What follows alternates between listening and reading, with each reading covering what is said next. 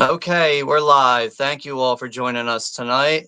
It's going to be me and Alex from Movie Odyssey TV, and tonight we're going to be watching The Dark Knight.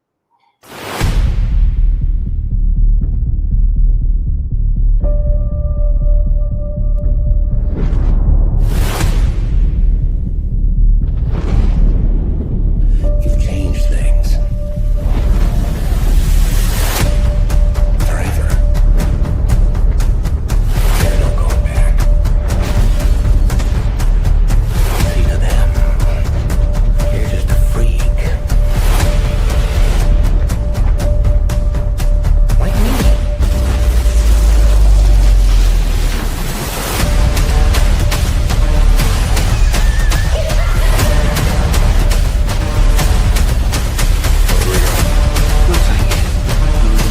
No other alias. Clothing that's custom. Nothing in his pockets but lies and words.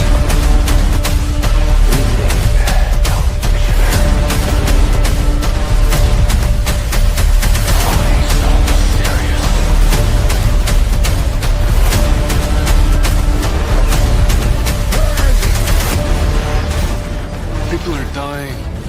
What would you have me do? Endure. You can be the outcast. You can make the choice that no one else will face. The right choice. Gotham needs you. A little fighting, yeah. I like that. Then you're gonna love me. I've had more happiness, Wayne.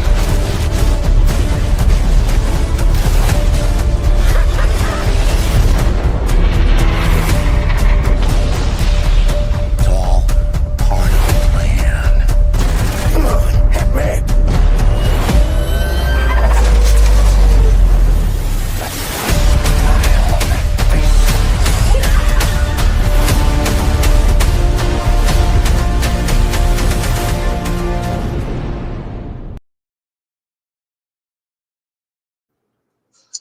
All right, good evening, everyone. What's up there, Alex? What's up? Sorry about that. Got my device here. All right, so yeah, we are back with the next installment in the Nolan Batman trilogy, and this was a request here from my good friend Todd Christian here on YouTube, and yeah, he requested this one a long time ago, and it just kept getting pushed back. And another reason why, there was a couple reasons why it kept getting pushed back, but I also wanted to make sure that I could do these 3 streams like right in a row. And some other like streams that I was doing that were like anniversary related were kind of getting in the way of scheduling that properly. So yeah, it's been like probably 7 months he's been waiting for this request, but we finally were getting it done.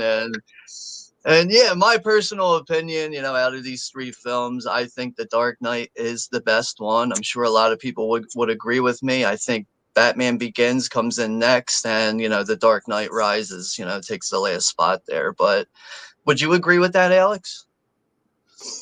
Yeah, I'd probably go with that too. I like all 3, but if I had to rank them, yeah, this, Batman Begins, then Rises. So yeah, it seems like the appropriate way to really, rank those movies. But yeah, it's so almost like look, Star movie link. Wars, It's almost I'm like sorry, go ahead. It's almost like Star Wars. I mean, that's how most people rank Star Wars, right? Empire, then Star Wars, New Hope, and then Return of the Jedi. I'm Empire, Jedi, and then A New Hope. Oh, really? Oh, okay. Yeah, see, when I was a kid, man, like I mean, I saw Empire first, and then I went back and watched them all in a row. But when I first watched Return of the Jedi, and Jabba's palace just kind of came on the scene with all of these bizarre creatures and characters all over the place, I was just completely sucked in and mesmerized by it, and just yeah, and as the movie goes along after that, obviously, Luke saves his father and everything. It's just like, even the music throughout that, the way they blow up the Death Star, like that movie's just, Man, it's such a good movie. Like you could probably argue whatever all the BS with the Ewoks on the Forest Moon, whatever. Like, yeah, it has its place and everything. It's cool with the the biker scouts and everything. Zooming through the woods and everything. But I just every time, like even to this day, when I watch Return of the Jedi, there's still times where I'm like slightly blown away by it, and then still looking for people in the background that I might have missed, like the other 15,000 times that I watched it. But Right. yeah, it's always been a big trilogy for me. So the Leia chainmail bikini got you. Oh yeah, Jesus Christ. I probably had a couple first times with that on my own, but discovering myself at 8 years old. Disney won't sell a product of that anymore, I think.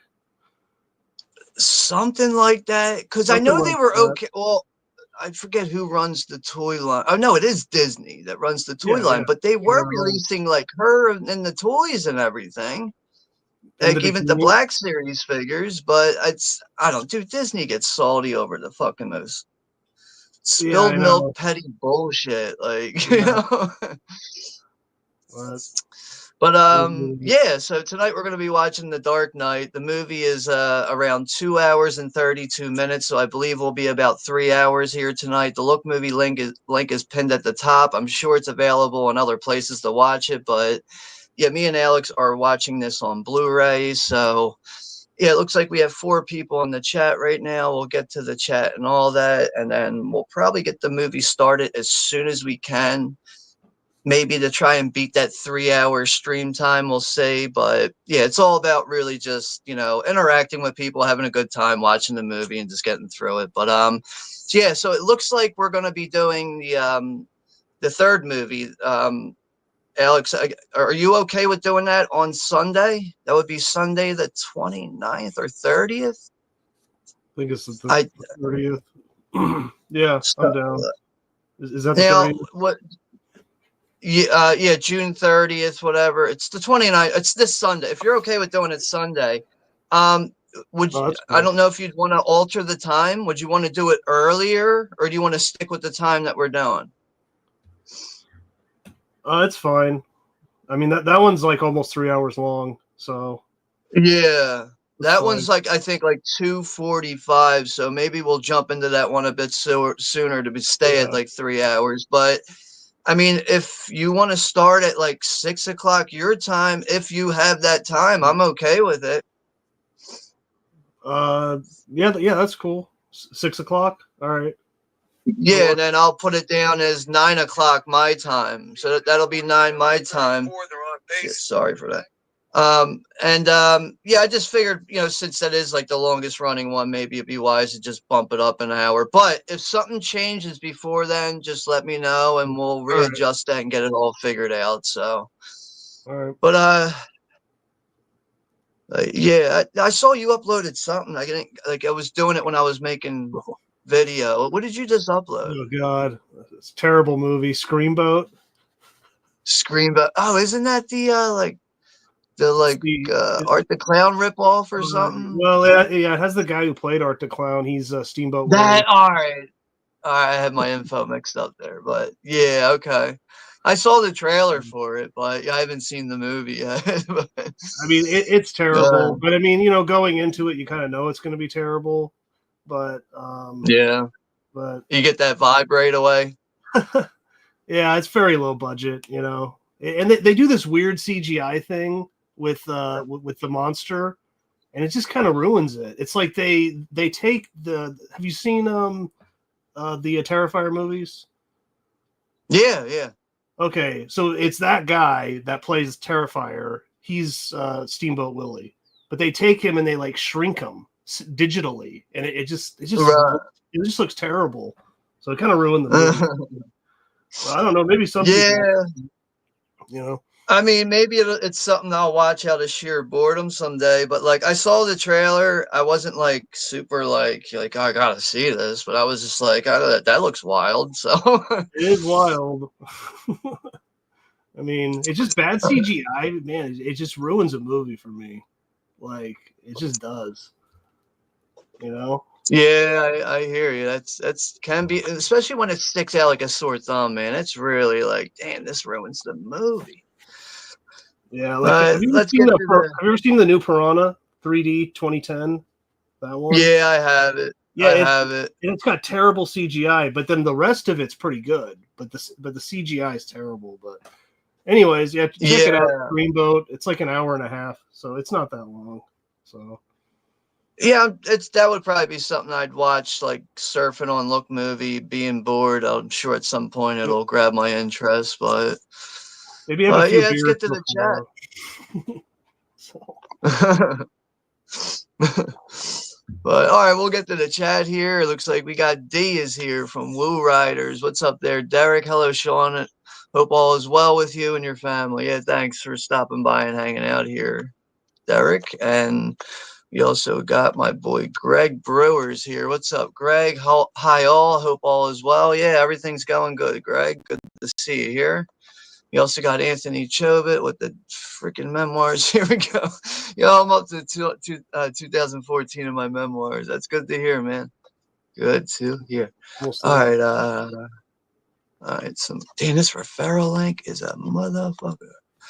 And we got Todd himself is here. Todd Christian. Hello, everyone, Todd says. And yeah, as I said when we started the stream, Todd is the one that really requested this one. And once I thought about that, it was really a no-brainer to, do The Dark Knight. But then I was like, why don't we just do the whole trilogy, Like, to me, I really find it hard to just watch one of these movies and then just go on about myself and do whatever.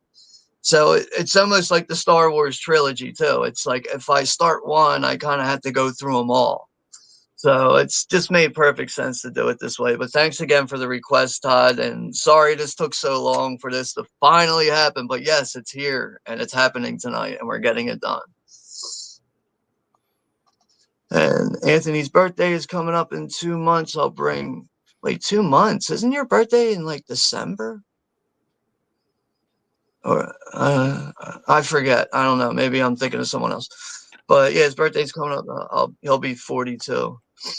Yeah, I just turned 42 myself, actually, back in April.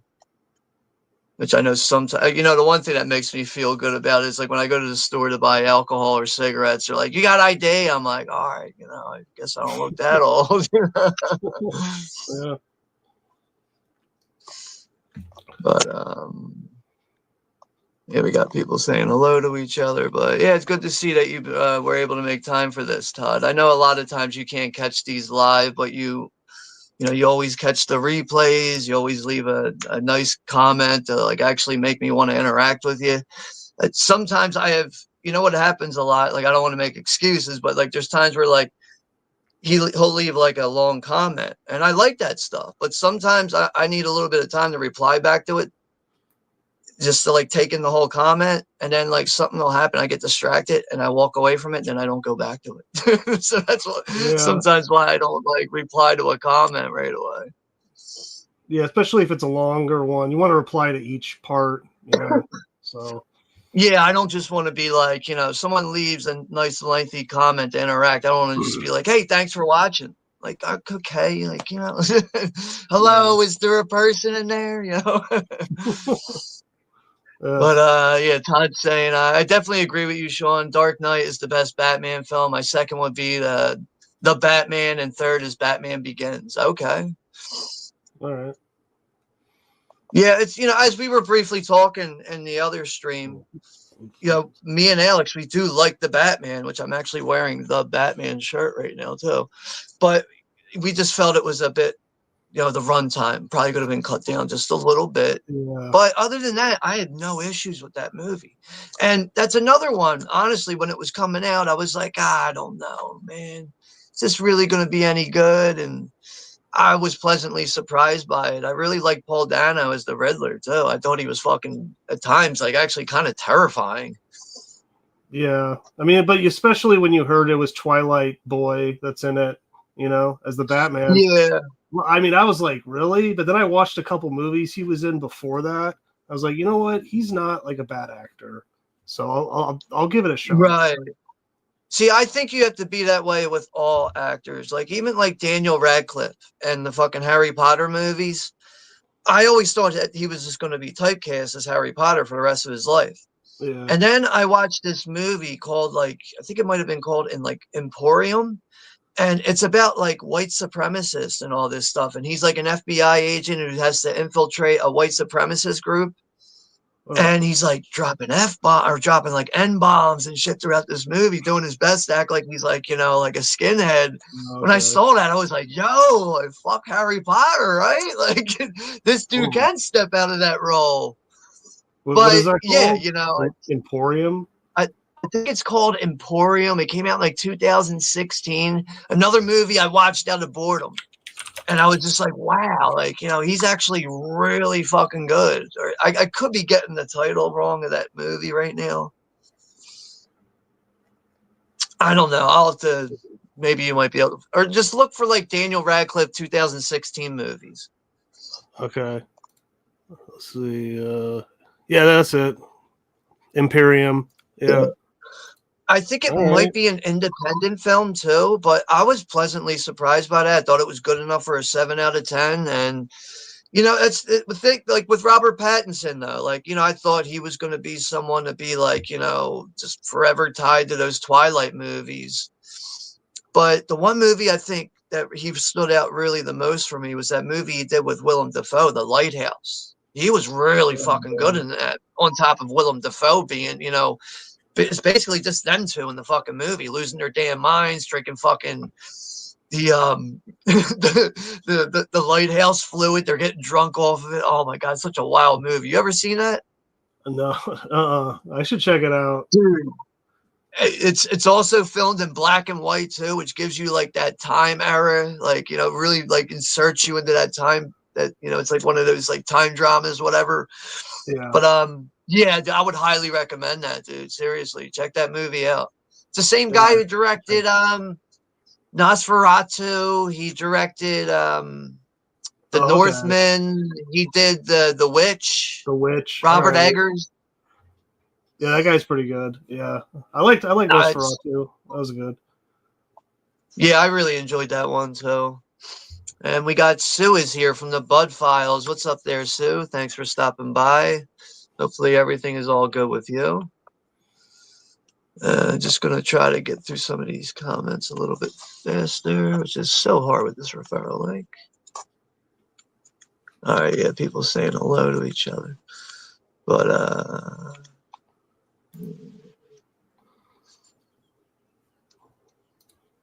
Anthony's saying I was working when The Dark Knight came out. Oh, Anthony was working at the Regal. Okay.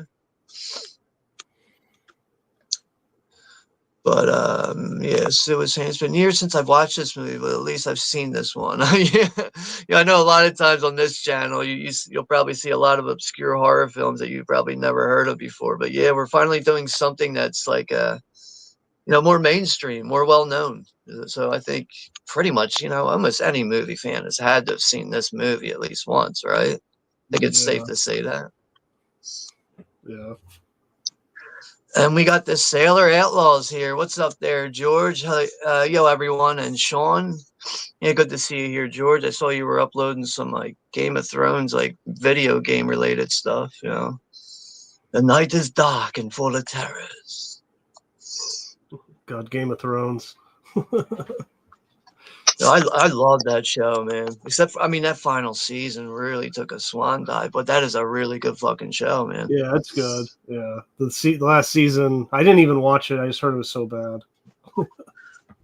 You know what though? I actually think the first 3 episodes of the last season are okay, but you start to watch it to start to spiral, and you could also feel how it's rushed. Like, all right, these remaining important characters, let's hurry up and fucking kill them somehow. Just like, what? I can't believe I witnessed this. But too bad. I see, that's another thing. I'm such a big fan of the show. Like, I had to see everything, no matter how bad it was being mentioned. But yeah, the Sailor Outlaw saying, you guys ready for 4th of July? Yeah, definitely ready for 4th of July. And speaking of that, the movie I decided to go with on 4th of July this year is the 1980 movie Alligator, because its 45th anniversary is actually on July 2nd. And I figured, you know what? Why don't we just push that a couple of days later to Friday on the 4th and just do that for the 4th of July? And that's up there as one of my favorite creature features. That was obviously, influenced from Jaws. So that's a fun fucking movie right there. Did you ever see Alligator? No, I don't think so. It's got Robert Forster's in it. Oh, nice. Nice. Yeah, he's like a cop, and then apparently someone flushes a baby alligator down the toilet. A couple of years later, it ends up growing in the fucking sewers really big, and it just Nice. eventually comes up to the surface and starts annihilating people. It even shows up at someone's wedding and eats everyone. It's so fucking good, dude. I'm telling you. Nice. It was directed by you ever hear of the director Louis Teague? I've heard the name. What did he do? He was actually the one who directed Cat's Eye. Remember we watched Cat's Eye? Oh, okay. Cat's Eye. Yeah. Yeah. Good. He doesn't have like a real lengthy directorial filmography, but from the knowledge I've learned with him over the years, it was like if you had a good director and he fell off the project, give Louis Teague a call. He's good enough to fill in. He's got some decent movies under his belt. I know he did Stephen King's Cujo. Oh, okay. It's an alright movie. Yeah, so It's a good horror movie. Yeah, he's if you ever get a chance to look at his filmography, it's not a lengthy one. I think he might have did like 15 movies, but he's got a couple of classic bangers in there, that's for sure. And Cujo, Stephen King doesn't even remember writing it because he was so drunk and on drugs when he was doing it. God, the 80s, man. I think everybody in the 80s was just a space cadet. They just did fucking pharmaceuticals and heavy drugs and then put their space gear on, just went to space for the whole decade. But still, you don't remember writing the entire book. He doesn't remember it all. It's like pretty crazy. You must have been doing a lot of coke, drinking, might have been even taking some fucking Quaaludes. Those were big back then. I think he was really into coke and alcohol. He would just drink and do coke, drink and do coke, and write when he was on it. Yeah. Yeah, Sue saying the beginning of July is full of activities. Yeah, that's the thing with 4th of July. To me, I kind of, if it falls on a weekday, that can kind of screw things up. But when it's on a weekend, I celebrate the whole fucking weekend. It just gives me more extra excuses to be drinking more beer. So, well, it is America's birthday, so might as well celebrate. I mean, Would you want to still be living under the UK? I don't think so. You know what I'm saying? Yeah. But George is saying, what's your thoughts on the revamped I Know What You Did Last Summer? Well, let me sum that up in a nutshell for you. I don't like any of those movies, but yeah. I can't say that I'm going to be seeing the new one. I think it comes out next month. But I'm not a fan of like 90s overpolished, overproduced slashers. Like I don't really care for the Scream franchise besides the first movie. I don't like the urban legend movies. I don't like I Know What You Did Last Summer. But yeah, I know there's a huge fan base out there for all those, especially Scream. My God. I'm pretty sure that might be the death of me someday with being on the internet, with hearing about Scream 6 and Scream 7. Here, this, that, and the other thing. It's just like, Jesus Christ, these movies aren't that good. Yeah, I like Scream. I Know What You Did Last Summer. It's okay. It's it's nothing amazing, but there's some cool kills in there. Yeah, I don't have any of those in my collection. I remember seeing the first one in the theater when it came out. I enjoyed it at that time, but I kind of just grew away from those movies. A little off of slashers really, but like the Ring movies. I don't really care for them, but I see why people like them, but I just they just don't do too much for me. Yeah, it's just okay. I'd say the first Ring, it's all right. The Grudge, not so much, but here's a fucking goofy one here. That's a real one with Greg's mentioning. Bambi the Reckoning looks like a train wreck. Yeah, right. Fuck that shit. Gotta look that up. And Yeah, Todd's saying it's awesome shirt, Sean. Yeah, I actually got this at like Kohl's. I don't know if you guys have Kohl's in your area, department Yeah, stores. They yeah. usually have like movie shirts for $9.99, and that's where I found this at. I'll solo that real quick. But I mean, it just says the Batman logo with the wings in there. Yeah, it was only $9.99, so I was like, yeah, I'm definitely buying that. Yeah, that's not bad. And yeah, George is saying, say Sean and Todd, what do you guys think of the trailer for the revamped? I always answer the same question again. But no, it's all good. But yeah, I'm not too crazy about it. But yeah, Todd saying, I didn't watch it, Sailor. Those movies just never appealed to me. Yeah, I feel the same way, man. But I do understand, you know, especially people growing up at that time with those movies. Like I was in like high school when those movies came out. So like when they were coming out, I was excited, and then I'd watch them and I'd be like, you know, I'd rather watch like I don't know, like Nightmare on Elm Street 3 like 57 more times over what I just watched or something. Yeah. But yeah, there's nothing wrong with liking those movies. They just, yeah, like Todd said, they just don't appeal to me.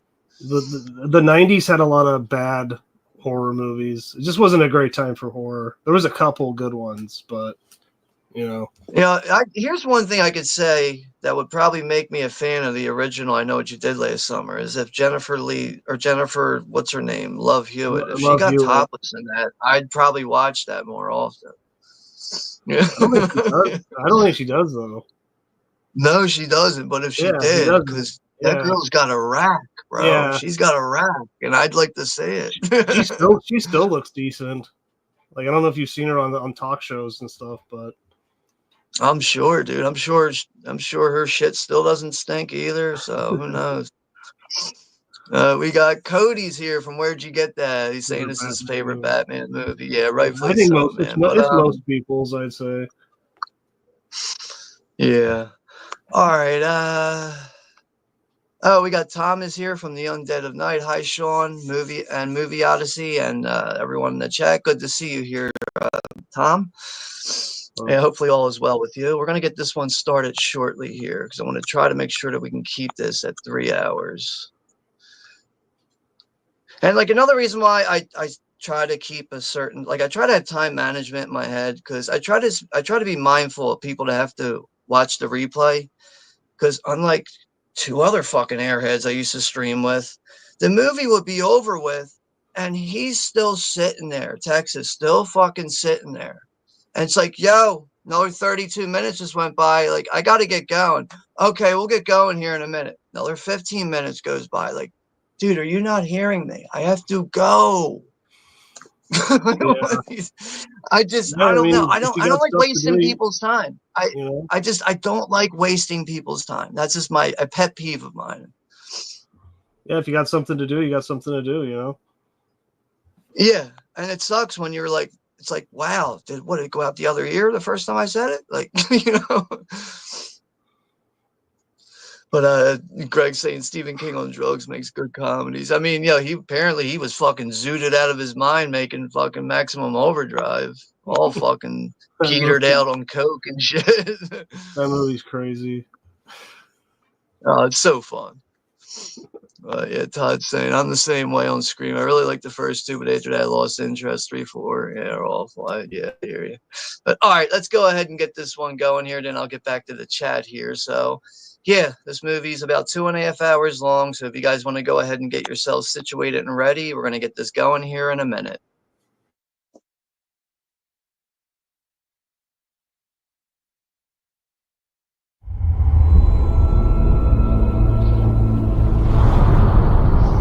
I knew the mob wouldn't go down without a fight.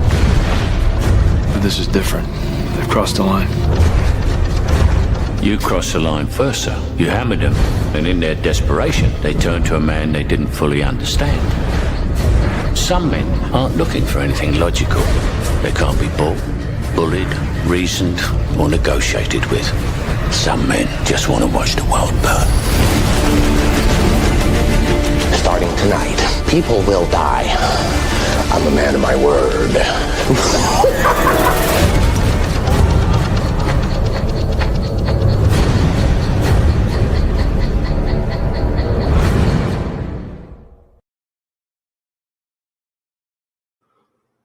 Alright. I don't know why I'm having an issue with turning this fucker on. Oh, okay. I'm hitting the wrong button. Durr. Alright, so you good to go here, Alex? Yeah, I'm ready. I'm ready to go. Alright. Give me a second here and we'll do a 10-1 to get this going. My player started over again. Pull it up. Come on. I know it's rated R. Come on. Okay, I think I got it. I think I got it up, ready to go. All right.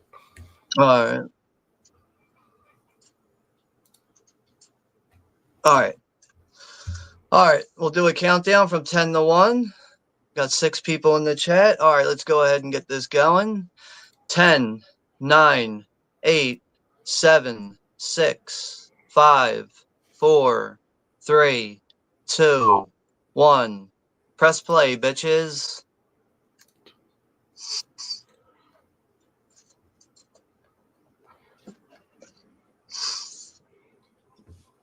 Now, one thing is, like, when I go back and watch these films, at least I recognize with Batman Begins, like just the time alone on the end credits is like, it's like 12 minutes of credits. Like, holy shit. There's a lot of people involved in that movie. I mean, I'm sure that, when I watched this on my own, I didn't really check the credit time, like the time that all took, but I'm sure the credit time is probably even longer on this. Yeah, Nolan always does, a lot of models and practical effects, and probably a lot of that is that, special effects and stuff.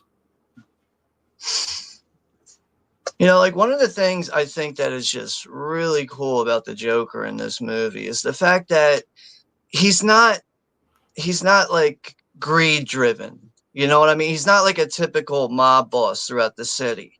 Like, he explains at one point how he's like, I like the simple things in life, like dynamite, because they're cheap.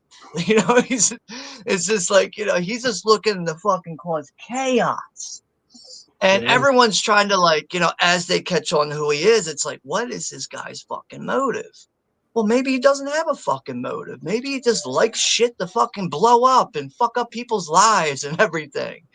And the way he puts this heist together, to fool all these guys just to have all this money on his own, it's fucking brilliant, dude. This is such a great opening to an action movie, especially a superhero movie, too.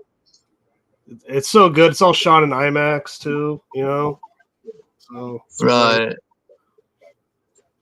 But yeah, I love how, like, the conversations are like, I'm supposed to shoot the guy that's drilling the door. I'm supposed to shoot the alarm guy. Well, no, I heard something else. Yeah, I love that.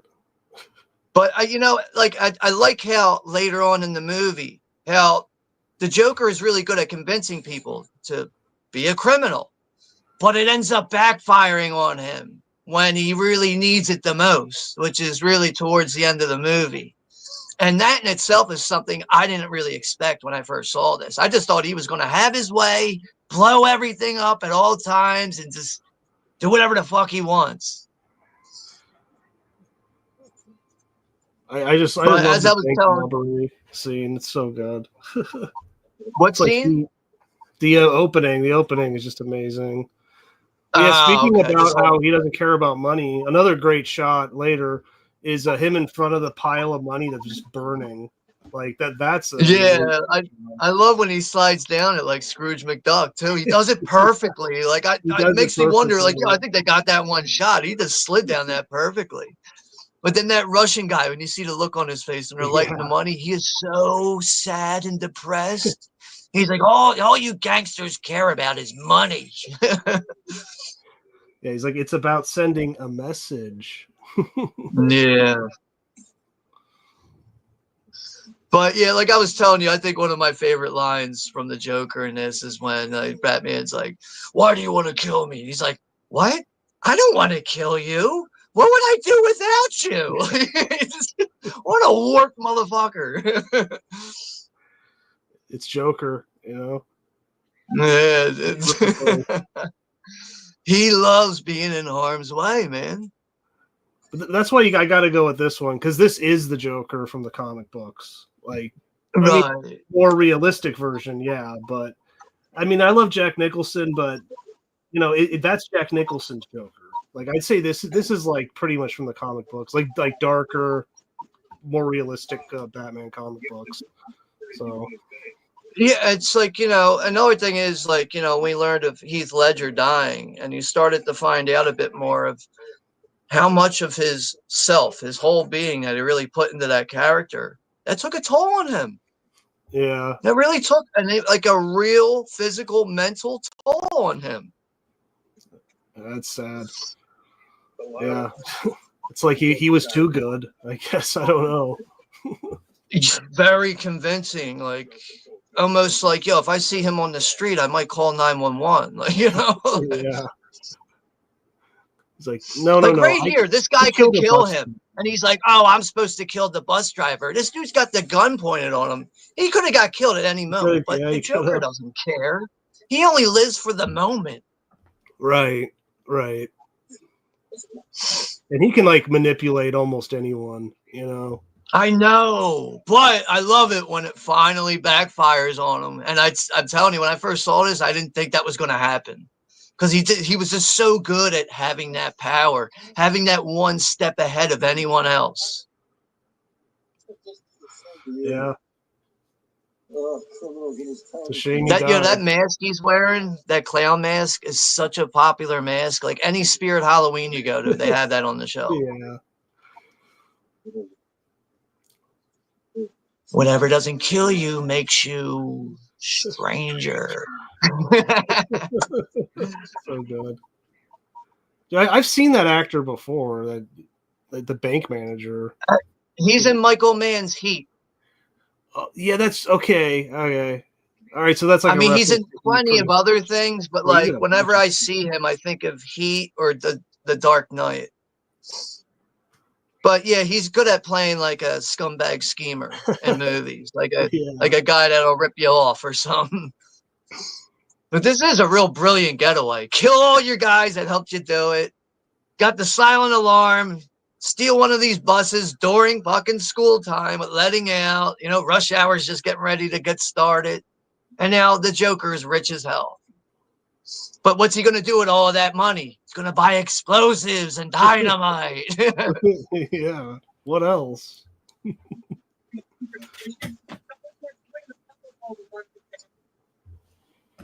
I forgot what's his name? Michael C. Hall? Is that his name? I got the name. Yeah. The guy, in, he's a news reporter. Yeah, he was just in Halloween Kills and Yeah. God, that's a franchise I'm trying to get erased out of my mind. That's that trilogy. Really? Even the first one? I thought the first one was decent, but as the movie goes along, after a while, I feel like I'm getting slapped in the face with like scream fan service here, fan service there, fan service over here. I mean, that's what movies to me, are becoming, that trilogy, right? dude, that trilogy, it's not going to age well. It's just not. No. Dude. Yeah, there are some of the there's parts of the first two I like. The third one, that's not even a Halloween movie, but yeah, right. So now we got the Scarecrows back, but you know what I love in this scene? The Scarecrow sicks one of the fucking Rottweilers on Batman, and Batman just grabs the dog and throws him like 50 feet in the air.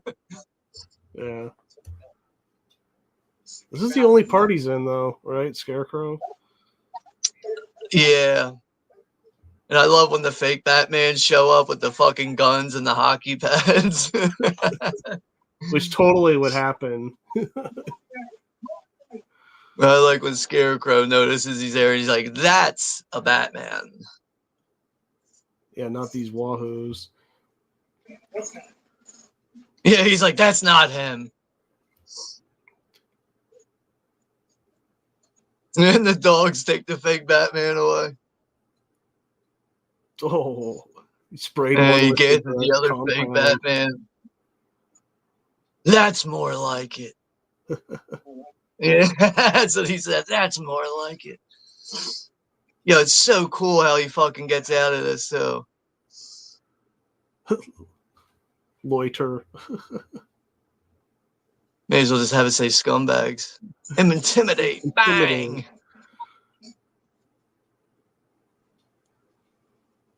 Was dickhead with his Kmart rifle. And Batman just bends the barrel and punches the shit out of him. Oh, you know how we were talking about the suit, the Batman suit? I forgot when I went back and watched this. He actually goes to Morgan Freeman's character and he goes, I need you to redesign my mask. I need to be able to turn my head. He's like, I can't turn my head in the mask. So his mask becomes adjusted at one point to where it's not all like right through his shoulders. You can notice that like he could finally move his neck around a bit.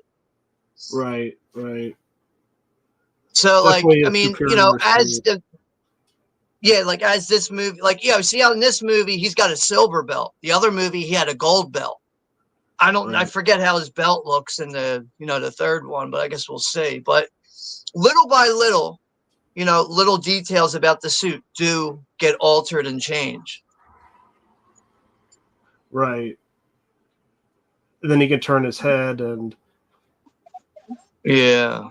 We're trying to help you. What's the difference between you and me? I'm not wearing hockey pads. I'm not wearing hockey pads. He's got like a Milex chest protector on, shin guards and stuff. Yeah.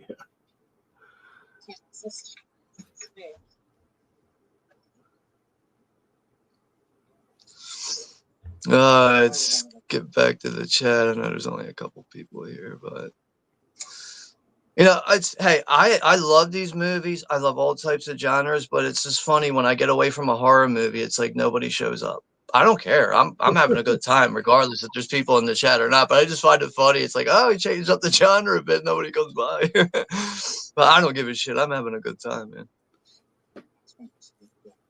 Yeah, I guess it's mostly horror movies, right, on your channel. Yeah. You know, it's kind I you know, at the same time I do interact with a lot of horror oriented people on here.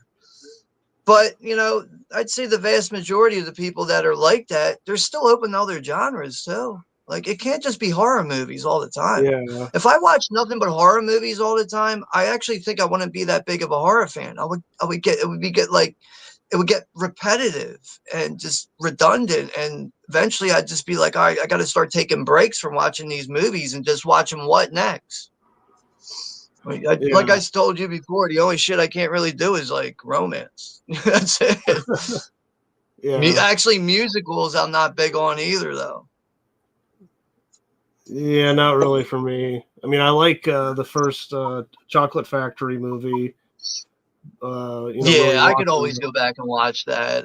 Brian De Palma's Phantom of the Paradise. That's actually a decent one. I don't think I've seen that. Okay, should check that out. 76, I think that came out somewhere around there. It's in the 70s. So yeah, I'd say, you know, as far as musicals go, and you're not really into that, I think you'd be surprised by that one. I mean, I like De Palma, so. Yeah, see, that's another thing. You know, it's De Palma doing a type of musical, almost like a Rocky Horror Picture Show in a way. Not exactly, but, you know, similar in certain areas of it.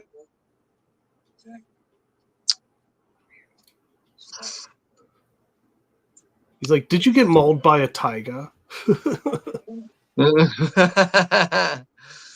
So good as Alfred. George is saying, so Sean and Todd, who's your favorite character in Game of Thrones? That's a tough one, man.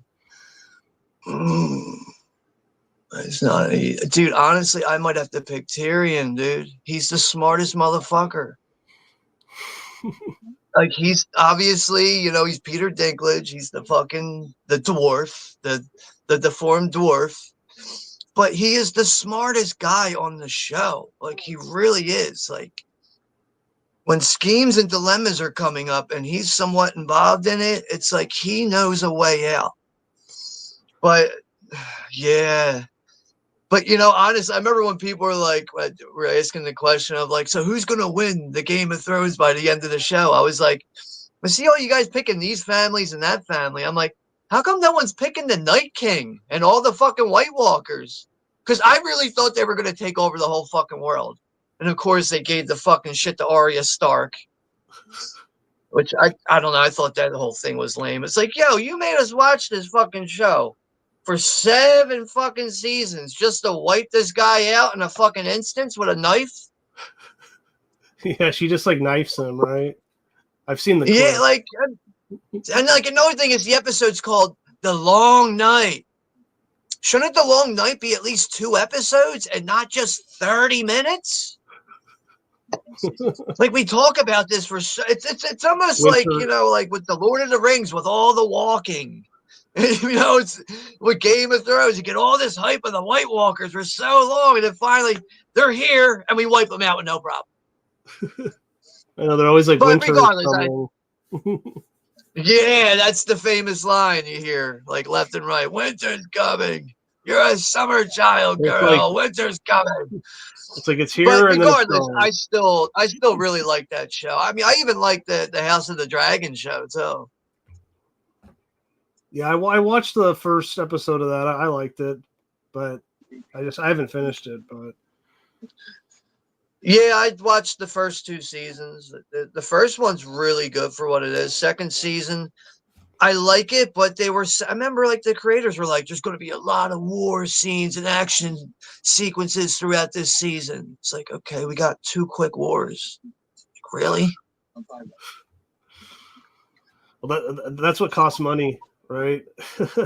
Yeah, I know all that stuff costs money, but don't tell us there's going to be a bunch of wars and all this shit and all drama going on in the season when we only get 2 battles. But other than that, it's like at least decent. Yeah, yeah.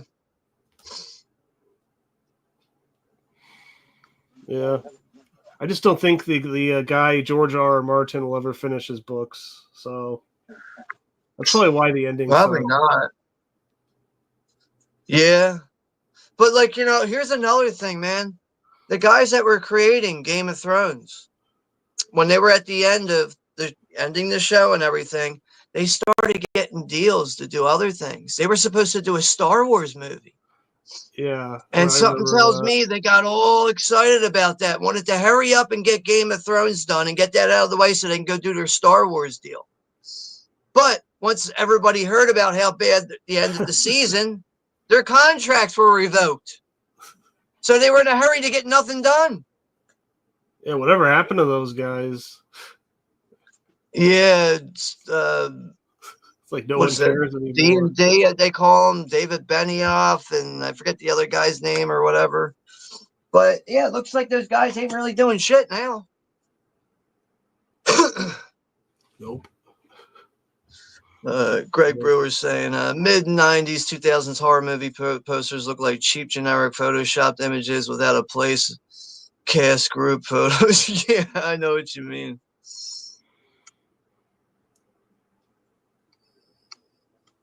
Yeah, like no real style to that stuff. But all right, we got Prince, aka the Asian Action Assassin. Long time no see, Shawnee, my man. Hey, yeah, it's been a while, man. Thanks for stopping by and hanging out with us here. But we are, just in case anyone needs a timestamp, we're coming up on 18 minutes on my end. But yeah, thanks for stopping by and checking in and saying hi.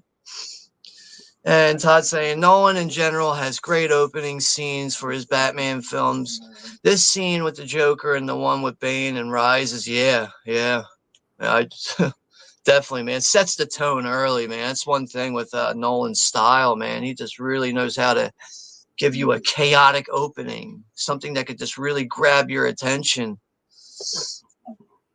Yeah, the opening of Rises is great with the plane. Yeah. Just unfortunate that that's the scene that fucking where all that bullshit happened in Colorado in that theater. It was like once that scene started happening, that's when that guy opened up on all the innocent people in the theater and killing people. I think he killed 12 people, if I remember. Yeah, Screw that guy. Yeah.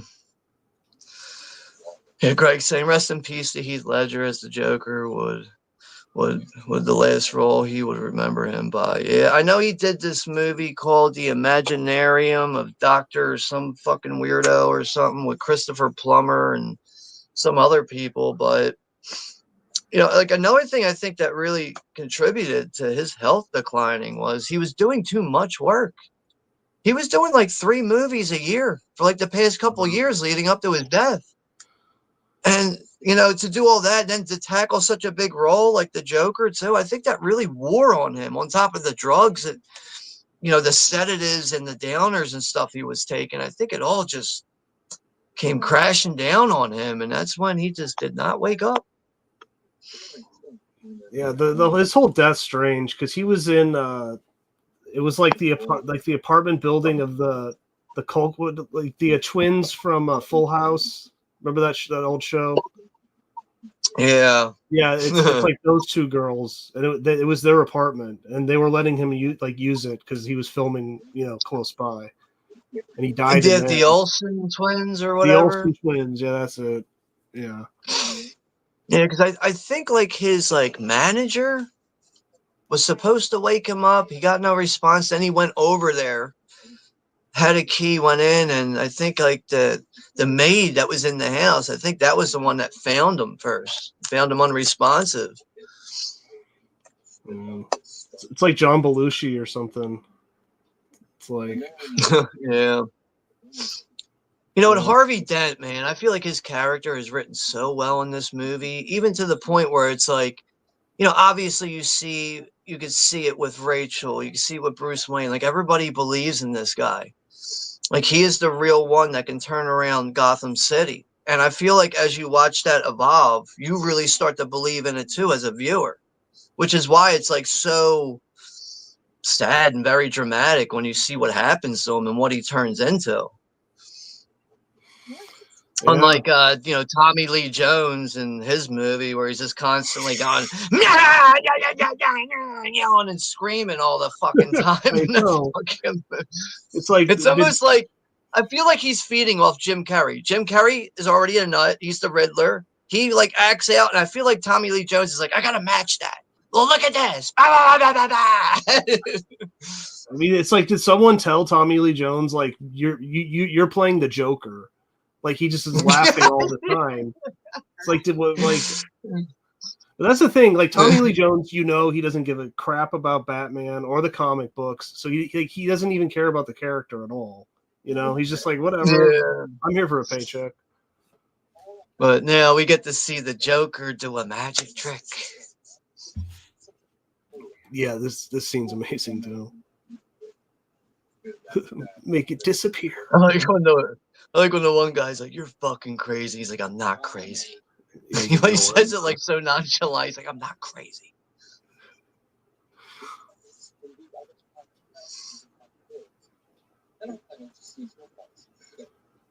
Oh yeah, he goes to Hong Kong, and that like pissed off China.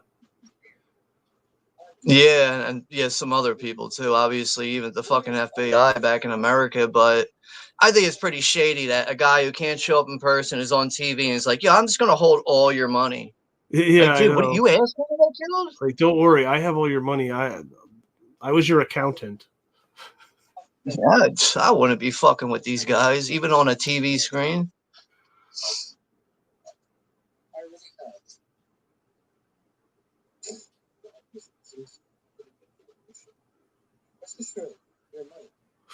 I mean, there's a little bit of money left on the ground. Put it in your pocket, Gordon. Yeah. I love this laugh. Ha ha ha ha. Oh oh ha he ha ha ha. Oh ha oh. And I thought my jokes were bad. How about a magic trick? He's right on it right away, too. Disappear. Ta-da! It's gone. It's gone. The Russian guy's like, not bad, not bad. I want to hear a proposition.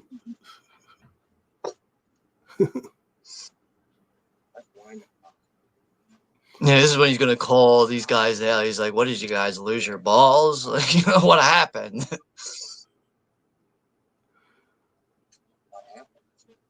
What happened? Did your balls drop off? Hmm?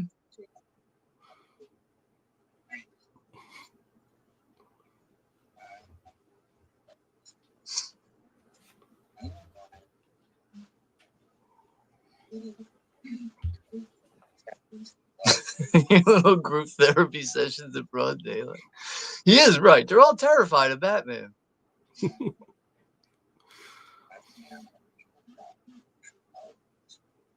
Yeah, that's the guy who was in Spawn, right? Yeah, he actually played Spawn, I believe. Yeah. I forgot about that. I don't know. I know. I never hated that movie. People hate that movie, but Yeah, the director's cut's the better way to go with it too, I think. But that's a movie I'd like to go back and watch. I know I have it in my collection somewhere. I even like the animated series. I remember that used to come on like HBO or some shit like that. yeah, I never watched that, but I've been meaning to. It was good. I thought it was a good show. I remember actually they had toys and shit for that show back then, which were actually really fucking pricey, but they were nice toys. They've been talking about making a new one for like 20 years. It's like probably never Eventually happened. it's gotta happen, right?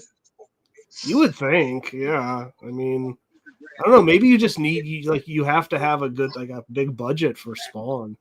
I don't know. See, this is why the Joker's able to walk into a room full of mobsters and have balls to say what he says. Because he's wearing a jacket full of fucking grenades. Yeah, I know. I'll just blow myself up with like 5 grenades right next to you.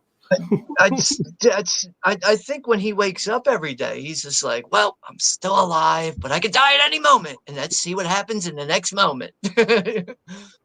Yeah, see if Batman shows up. I'm almost surprised that like the Joker doesn't do like cocaine because he acts like he does.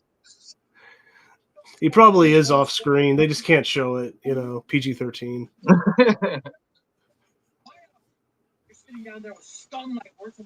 Yeah, the Killing Joke. Yeah. Definitely. That's like basically the Joker's origin story. Killing Joke. Right. Mm-hmm.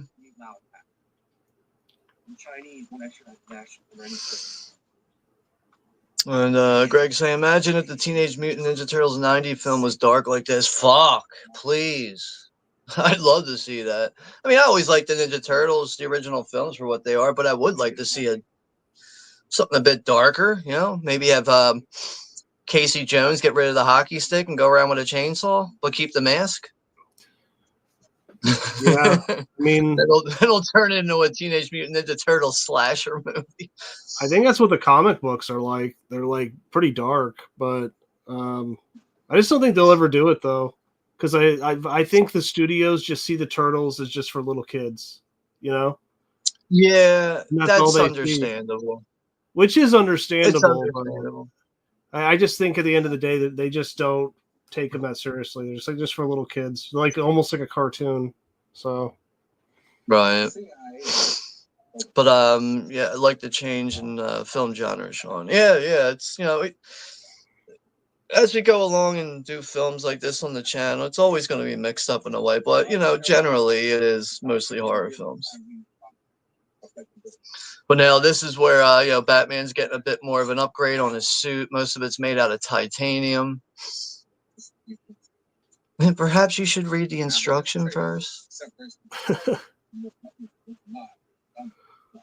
But I think this is where he asks about the mask and the neck, so he could rotate his head better.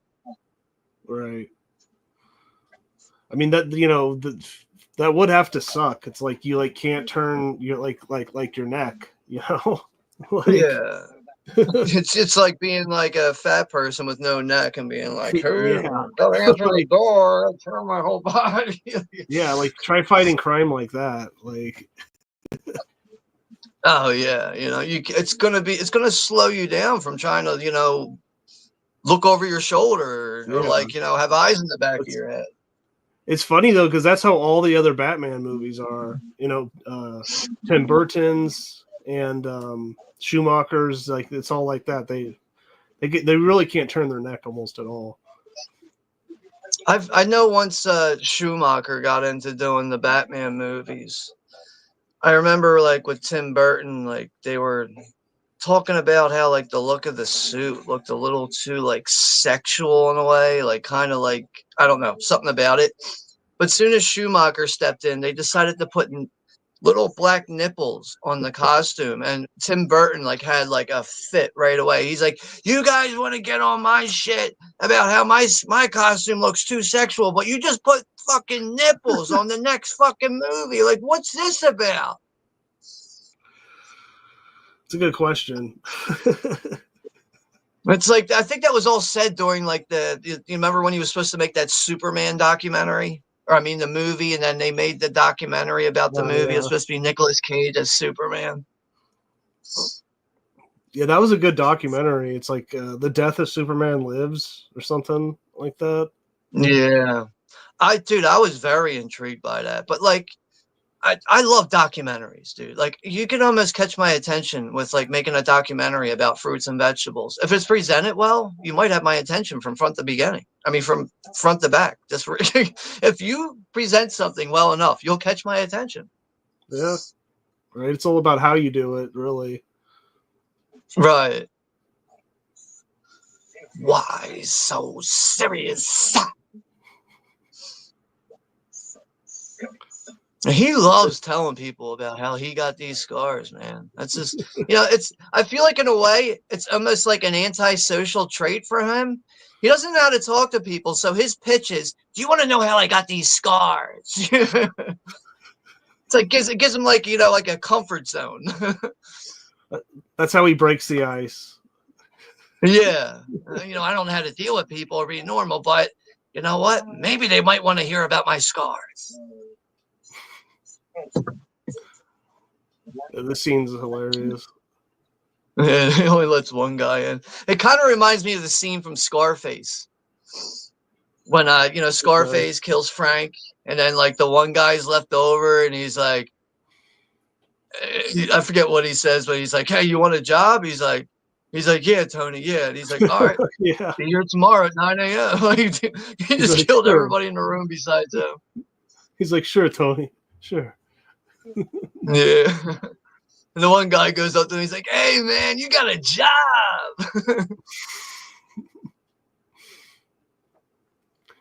Well, they were probably both But doing this whole process, dude, this whole process of how fucking, Batman goes and gets this fucking Asian guy. It's just, yeah. like, what's he do? He goes from a boat, or no, he goes from a plane, or no, I'm sorry, a boat to a plane. And then he's, on top of a building shooting these fucking like little tiny bombs with sticky bombs that are going to the windows and shit. Yeah. But the real help was from Morgan here. He wasn't supposed to come in with a cell phone, but he came in with 2 cell phones. Oh yeah. He that's left right. the one up He front with left the the guards, one. but he left the other one in his pocket. And this is what pissed China off, because they're like, "Oh, Batman can't just come into Hong Kong, and take one of our citizens or whatever." Yeah, but once it happens, they are in shock when they see how it happens, though. It's like, calm down, China. But It's just a movie. Calm down. yeah, calm down, China. Don't spread COVID again. Yeah, what's with that? They just get away with that, I guess. Okay. But all right, so we got Scott is here. What's up there, Shamarlos? And he ate food, as we usually know. But what food is he eating? Why is my chat frozen now? There we go. I thought he said I had lettuce. What's Lesunia? Never heard of Lasunia. They had lasagna. Definitely. Is that how he spells lasagna? I guess. Oh, Maybe I'm not that is that reading how you it. spell lasagna? I don't think that. I think it's No, like a it's LAG or something. misspelled lasagna. Or I don't know. I forget how you spell lasagna. Maybe I'm just stupid. I don't know. Yeah, I don't know what that is. Schmarlos is watching The Vault of Horror. Are you talking about the movie that's basically billed as a double feature with the original Tales from the Crypt from '72? I think that's what that is. Vault of Horror. Peter Cushing. And Todd is talking about Spawn. Spawn was such a missed opportunity. If they ever reboot it, it needs to be pure horror. Yeah, fuck, man. I would have my attention at all areas of that. I agree there, Todd. Oh yeah, this is where he's got this gun now. He's sticking these, or he's shooting these sticky bombs that have timers on them at the glass. Yeah, this part's amazing. And with that phone being there and lost in the lost and found area, that's shutting down all the electricity in the building now. Yeah, it's like a localized EMP kind of or something. Yeah. Some kind of illegal fucking CIA technology, you know? In fact, the thing that they do, like how he gets out of here, he said Operation Skyhook, Morgan Freeman. That was a real thing with the CIA. So it's Was it really? Yeah, it's based on like a real crazy thing that they would do to get people out when they had to quickly. Yo, that fucking swan dive jump. He just took off that building. I know that wasn't real, but Jesus Christ, you need some balls to do that. Yeah, I'm just going to leap down this fucking 72-story building real quick. And then get into that little window. I mean, pretty much a little window on a huge skyscraper. Yeah, timing everything perfectly. It's perfect. But it's the Batman. Like, blows up right before he hits it. Okay, But I know yeah, if I was one of those fucking gangsters right there, I'd be like, what just came in the window? Like, I got to process this.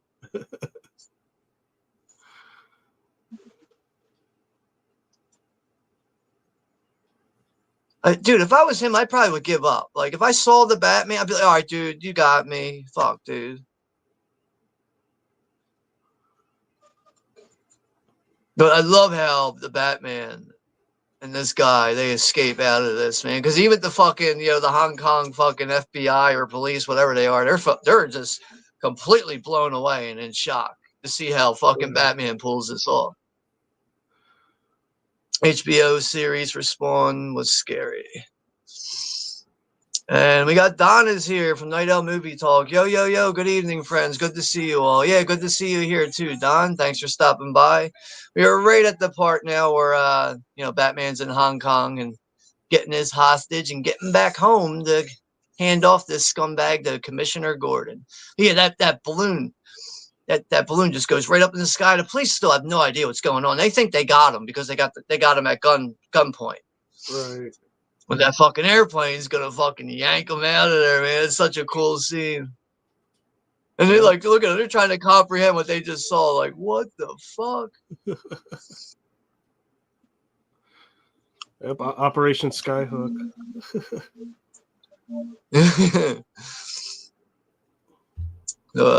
Three Ninja Turtle movies was awesome. I liked the first two. The original first two I liked. What's that? Secret of the Ooze? I think that's one of them. Yeah.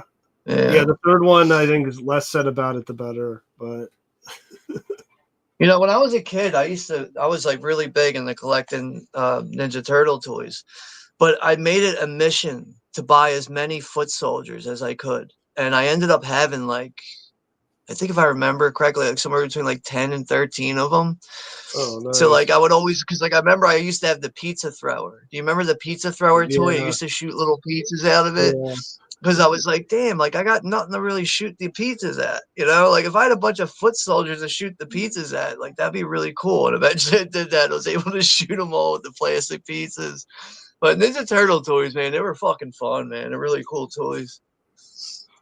Nice. So you had a small army of the foot soldiers. That's cool. Yeah.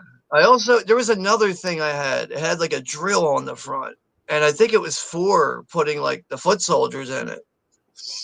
It was like for underground drilling and like the sewers and stuff to find the turtles, but it had like a drill on the front of it. That was a really cool vehicle too. But yeah, Ninja Turtle toys, man. Like even like Bebop and Rocksteady, like those are even pretty cool toys.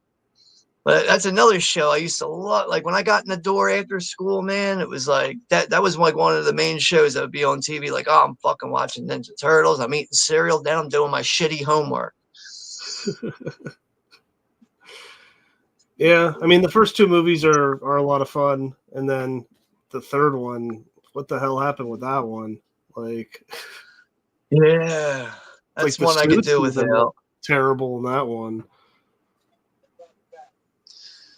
Yeah, damn right, Greg. Pete, I think I might be able to speak for the whole world. I think you might be able to speak for the whole world with that comment, dude. Pizza's just, especially when it's made right. I mean, shit, if you get me hungry enough, you can give me Elio's pizza, and I'll be like, dude, that was fucking amazing. you know? But you know what's actually good to do? A lot of people don't do. You get like plain Elio's, right? You buy your own vegetables and you dice them up, like green peppers, onions, pepperoni, like just a bunch of different toppings. You put fresh toppings on top of Elio's pizza, and that makes the pizza way better. For being frozen pizza. I don't think we have that out here. It's frozen. Yeah, it's like square frozen pizza. They give you like 3 rows of it. I just assumed everybody knew what Elio's was, but I guess it is only in like certain parts of the country. But generally, I don't really care for frozen pizza. I try to order it from a place. Yeah, it's just not the same. I mean, sometimes it can fill you up. You can get like, a Tombstone pepperoni for like $5-6. It's a lot of food, but just not the same. I just think it's wise though. If you buy a frozen pizza, just make sure you buy frozen vegetables and take them home and dice them up and just sprinkle all that on there. You'll notice how much better your frozen pizza is. Yeah, so sometimes I put some more. I get like shredded mozzarella and like my own pepperoni, slices, and I put them on the pizza. Makes it a little better. Yeah, but yeah, I could definitely see how that can improve that. Shamarlos is saying X-Men 2000 movie was epic. Yeah, that one's good. And you know what? I really like the next one, X2, when they introduced Nightcrawler into the movie. Like early on in that movie, when I first saw Nightcrawler, I was like, yo, holy shit. But those first 2 X-Men movies, I definitely like those. Yeah, the X2 has a great opening with Nightcrawler, in the White House. Yeah, dude, that scene is epic. That's a great scene. So the hockey pads Batman guy has been killed with a little Joker card with a message on there. In fact, X-Men 2 is probably the best X-Men movie, I'd say. Yeah, I kind of like that one better than all of them, X2. Yeah. It's got a great dude, I used to be a real big X-Men fan. Like, you know what I used to do when I was a kid in the wintertime? I would always want to buy like new X-Men toys. So I would go around and I would start knocking on doors when it would snow outside. I'd be like, yo, you want your house shoveled? I'll shovel it for $5. I would come home with like $30 from shoveling, and I'd go buy X-Men toys with the money. Nice. Heck, those could be worse. Just back when X-Men toys, that's back when you could buy X-Men toys for $4.99. Remember that? You buy a fucking action figure for $4.99. Nowadays, like what, $29.99 for a fucking toy? It's just ridiculous. I don't like, things are just so expensive. Like, yeah. So now Joker's gonna make this guy squeal. Oh no, never mind. This is the hockey pads Batman guy. He's just gonna kill this guy. Yeah. I'm a man of my word. You see his yellow teeth too, man. That's like another thing with the Joker too is like, when he says something, he fucking means it. He never has to repeat himself. He says it one time, he's gonna fucking do it. He's a man of his word, right? Exactly right. Give me 1 minute. I gotta go grab another drink. Give me a few seconds. I'll be right back. Yeah. I'm gonna go grab something too.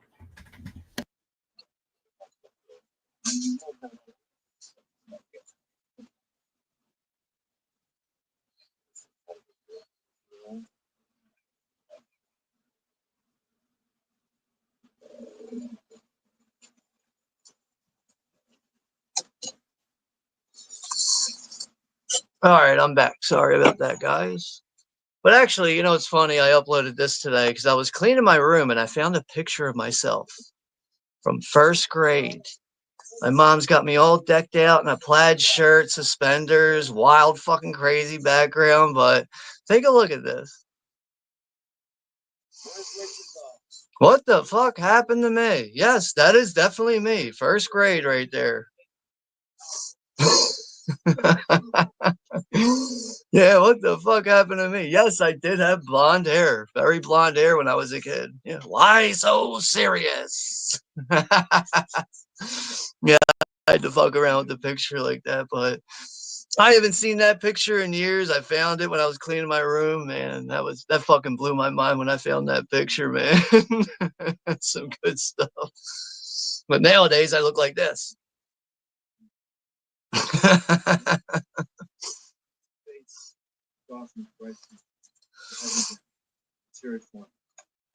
I was like every year too, man. Like, cause I did go to Catholic school for 2 years before me and my brother got kicked out. With me and him at detention like every fucking day.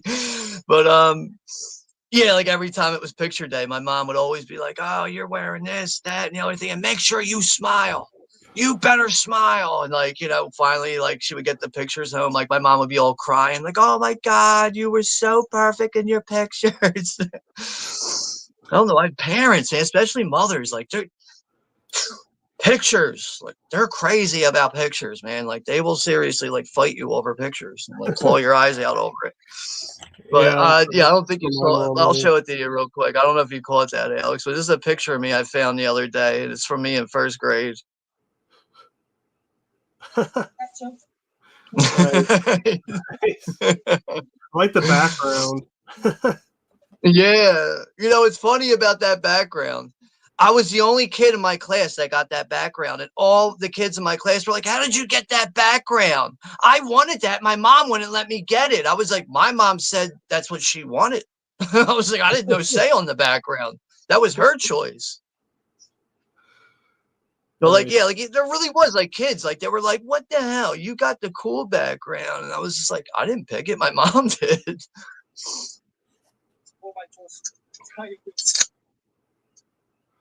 Here goes the Joker with his slick fucking tactics to scare people. Of course, he's gonna blow up this judge, gonna poison this other guy. Oh yeah, this is when he's taking all them out. Yeah, distractions. You know how the Joker loves his distractions. Yeah, and then when Harvey gets half his face burnt off. Yeah. I really do. I feel so bad for him when that happens. You know, it's just he was the one that, you know, he was coming up as, you know, a positive thing for Gotham City, and you know, it's like, you know, the movie starts out, Joker is like, you know, he's aimed at Batman, but then he realizes such a good man like Harvey Dent, he could have a downfall too. So let's make him have a downfall and put it on display for Gotham to see. Right. So even a guy so good, make him go right. nuts.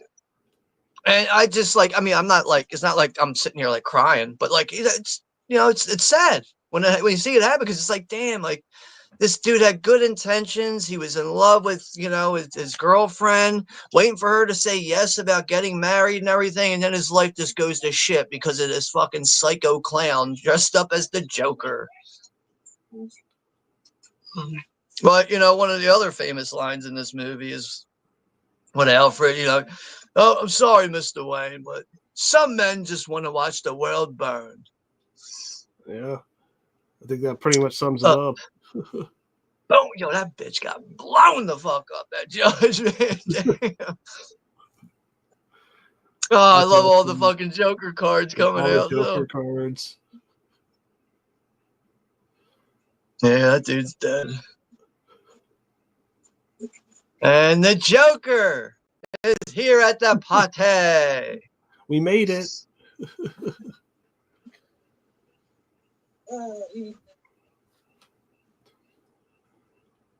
I like how he grabs this lady's champagne glass out of her hand, spills it all, and then he tries to drink it. There's nothing left in it. He just spilled it all.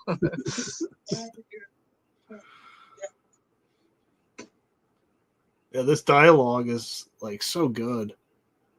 He grabs the bald-headed guy.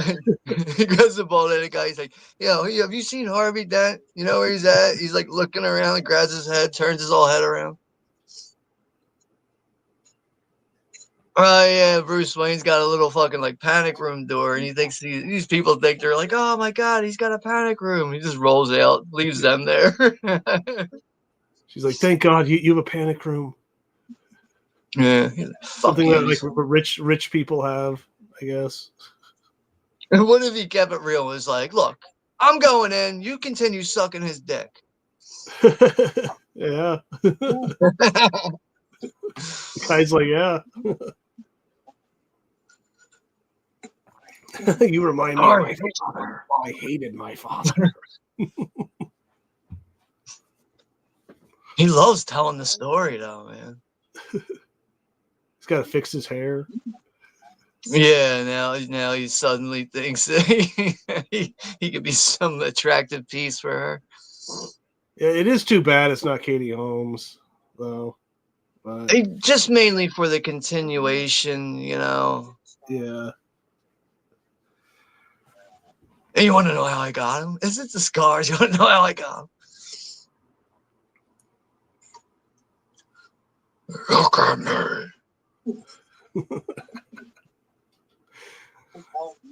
Dude, even his knife is cool. Like, that's a cool knife. Yeah. You ever see that movie called Ichi the Killer? No. It's like a Japanese action horror movie.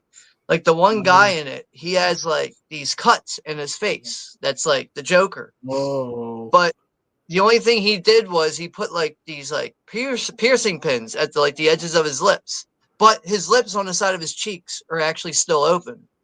So when he smokes a cigarette, smoke's coming out of his cheeks. That's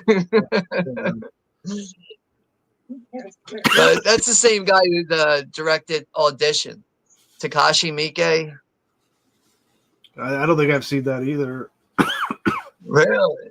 I mean, he's a Japanese director, but dude, that's a, you know, if you ever want to dive into some Japanese horror or anything like that, really, you got to check out some of Takashi Miike's movies. Yeah, I haven't seen that many Japanese or Korean movies. I mean, I've seen some. I've seen Old Boy. You know, but dude, you're missing out, man. Like, what's that one that's movie based on that Martin Scorsese movie with Jack Nicholson? And Leonardo DiCaprio's in it, and they're like cops, and they're after Nicholson, who's like a gangster. The Departed? Yeah, The Departed. Well, there's that's a Japanese. That's based on a Japanese movie, or it's I don't know, an Asian movie. It may be Chinese. I don't know, but okay. But you know, a Korean movie, I think. Forget the name of it. Yeah. I think a Korean movie you would like came out in 2010 is I Saw the Devil. That's a really good one. It's a bit lengthy. I think it's like 2 hours and 30 some minutes, but man, it's just like a game of cat and mouse. It's like you got a serial killer in it. Serial killer ends up killing a special agent's wife. And the special agent has all these like kind of tools, you know, at his like dispense compared to like the average person can the only thing they could probably do is get a knife or a gun. So he decides instead of just capturing this guy on the first night and killing him, He beats the shit out of him, leaves him where he's at. He makes him swallow a fucking GPS tracking pill that stays in his body so he can keep track of him. Meets up with him the next day and beats the shit out of him again.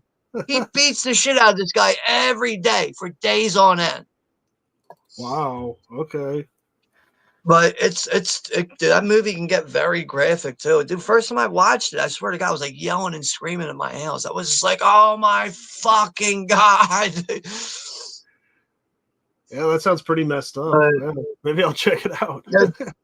The Koreans and Japanese, man, especially when it comes to like action, thriller, suspense, horror, those people they have no limits, man. Those movies are in your fucking face.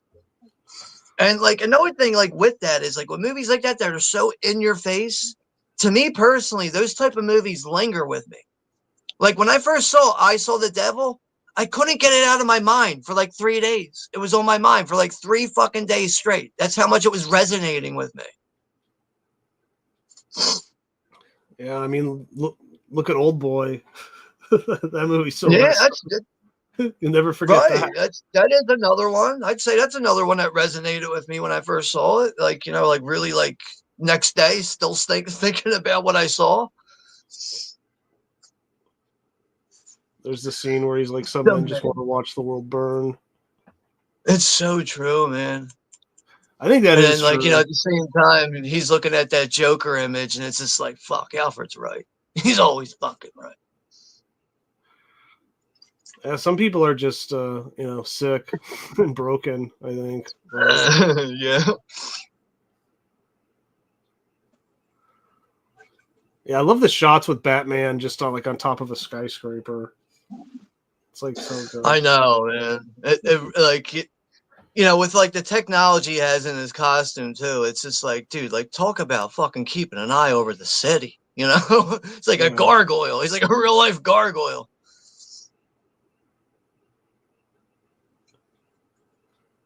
Here goes a Batman clip I have on it. I should have played this in the last stream because technically this was from Batman Begins.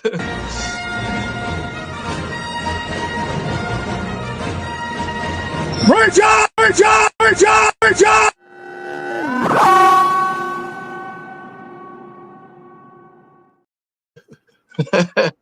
It was supposed to be like, you know, Bruce Wayne and his girlfriend. He wanted to show his girlfriend Star Wars, and she passes out like the opening scroll, and he's like, Rachel!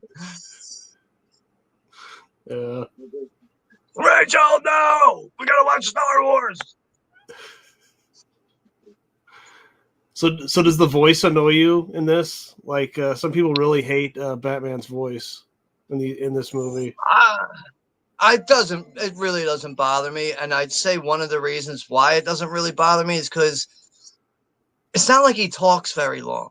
You know what I mean? Like he says like 3 to 5 words, like just like necessary dialogue, you know?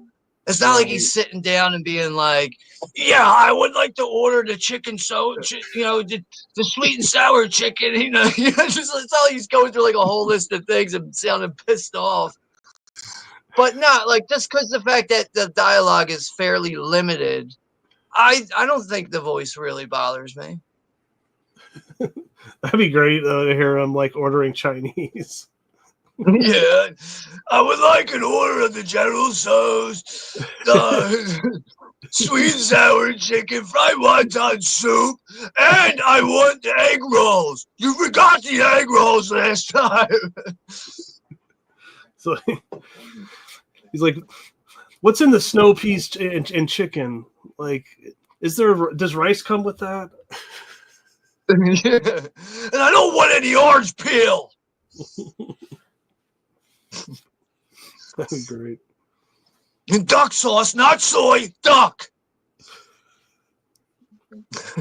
Get all into the editor. You see Alfred coming in. Mr. Wayne, maybe I should order the Chinese food from now on.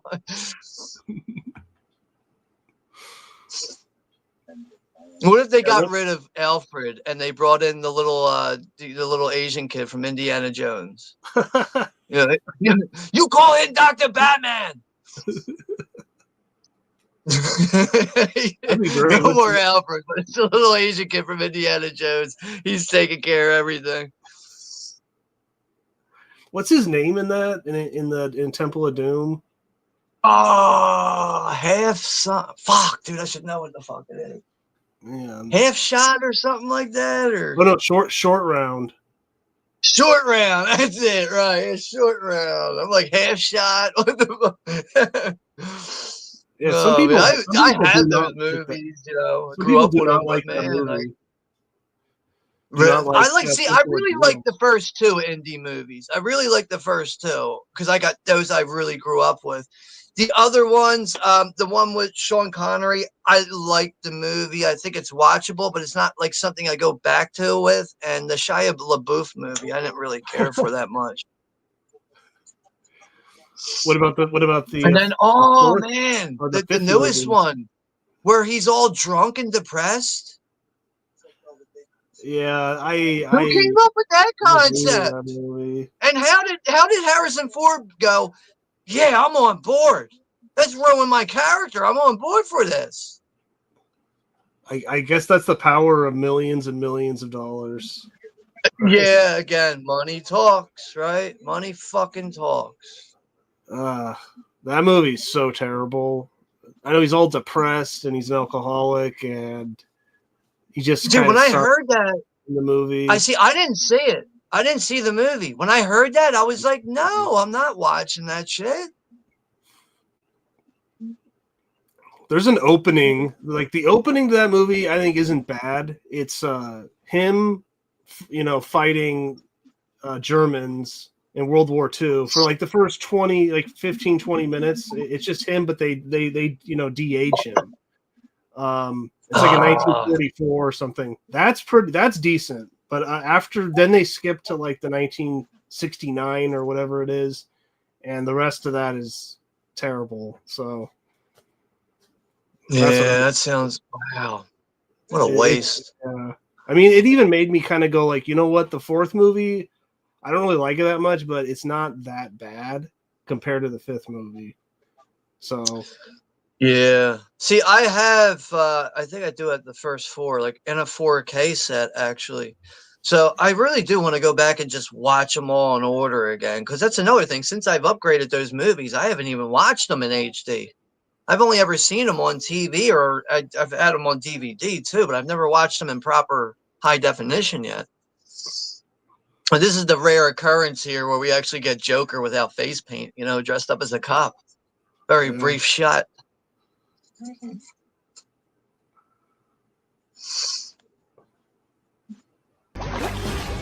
Oh my god! Oh my god.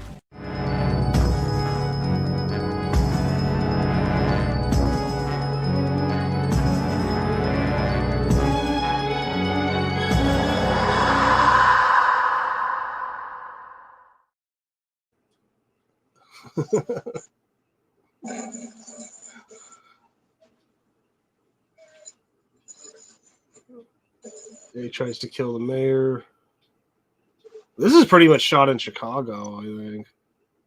Is it? Yeah, I think most of it's Chicago. You're probably right, because Chicago does have a lot of high skyscrapers. I think at one point the Sears Tower was the biggest skyscraper in the whole country. I'm sure there's been other skyscrapers that exceed that now. And like Gotham, it's it's basically Chicago and New York, but that's the furthest west I've ever been in Chicago. I went to Chicago for 2 weeks one time back in 1994. Because one of the reasons why we took the vacation was because my dad had a friend that lived out in Chicago, and his wife worked for U.S. Air. And she was able to get me and my brother free plane tickets, but my dad had to pay for his. So my dad was like, okay, like the price of one ticket to get all three of us on the plane. I'll definitely take that deal. Yeah. Nice. But, it was like, actually trying real Chicago deep dish style pizza. My God, dude, I loved it. I know to me, I think Chicago deep dish pizza, it's either you like it or you don't. There's no like, I kind of like it. It just, I don't know. It's either you like that shit or you don't. But man, that was some good fucking pizza, man. Yeah, I've never really got into Chicago pizza because they put the sauce on top of the cheese. It's kind of made like a pie. It's like thick. Oh, okay. It's like thick pizza. Yeah, it's very thick. Depending on where you go, like some of the toppings might be like stuffed inside the pizza or the toppings might be on top. But I just like one of the things I like about it, because I do like a lot of cheese on pizza. It seems like Chicago style pizza really loads up the cheese. I love how fucking Batman shows up to Gordon's house and they're having, a family dispute. It's like, it's almost like Batman's like, well, I'm going to stay out of this one. I'm not a marriage counselor. I'm going to stay out of this one. Sorry, your husband's dead. But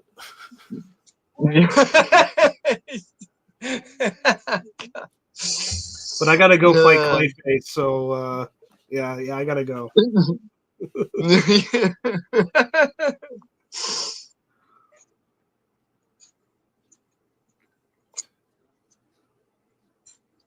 Remember, everyone, if you're having a bad day, just remember, there's somebody out there pulling a door that says push. Fucking dumbasses. Fucking dumbasses. Fucking dumbasses. Fucking dumbasses. Fucking dumbasses. That's pretty great. The internet. Elmo's words of wisdom. You spend enough time on the internet, you never know what you'll find. Yeah.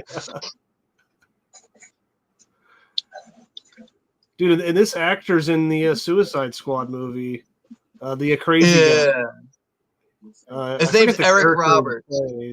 Eric Roberts.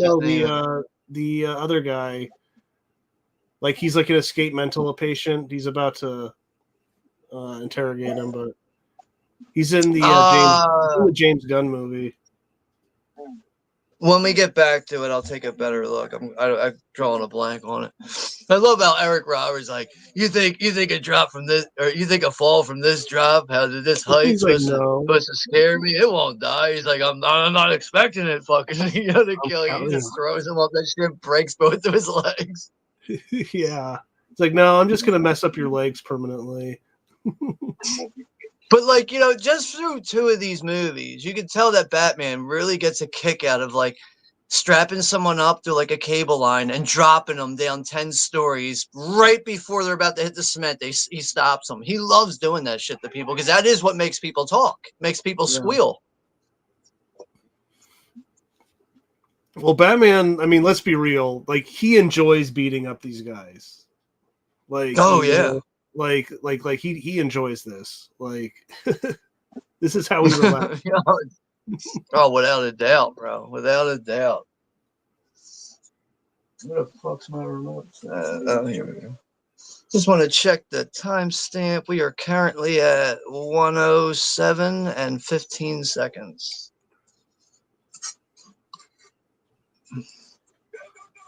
Have you ever seen the animated 2-part movie, the Dark Knight Returns?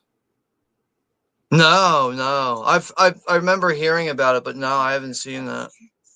Dude, check it out. Like, because it's based on like a really good comic book. Like, I think I might have seen like clips from it on Instagram. Because like the Joker's in it, right? Yeah. I think I've seen clips of it on like Instagram and like other social media platforms. But I think I have seen like people, cut up scenes and they post them or whatever. But I think I've seen some parts from it before. Yeah, it's Peter Weller does the voice of Batman. Oh, really? Always liked Peter Weller. I know he's getting up there in age too, man. Always liked him. Yeah.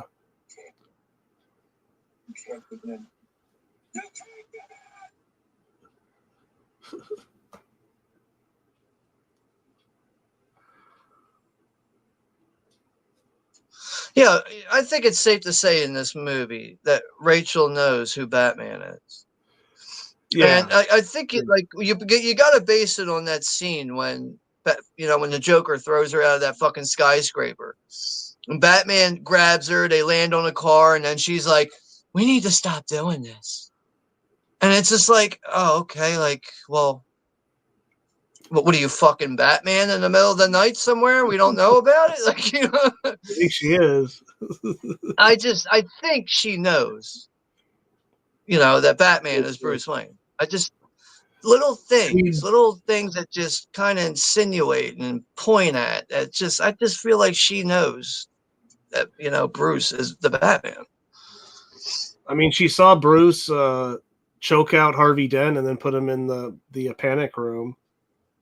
Oh, And then yeah. Batman That's a good scene. turns up right She's like, "What are you doing?" Oh, shit. That was a funny scene because he just literally comes out of nowhere and just knocks him out. Because she has no clue what's going on.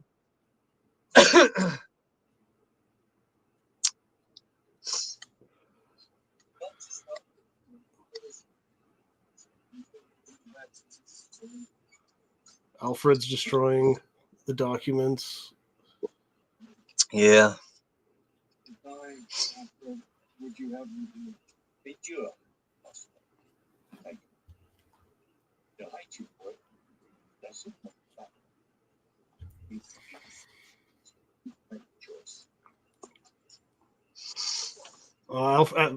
Alfred always knows like the right thing to say.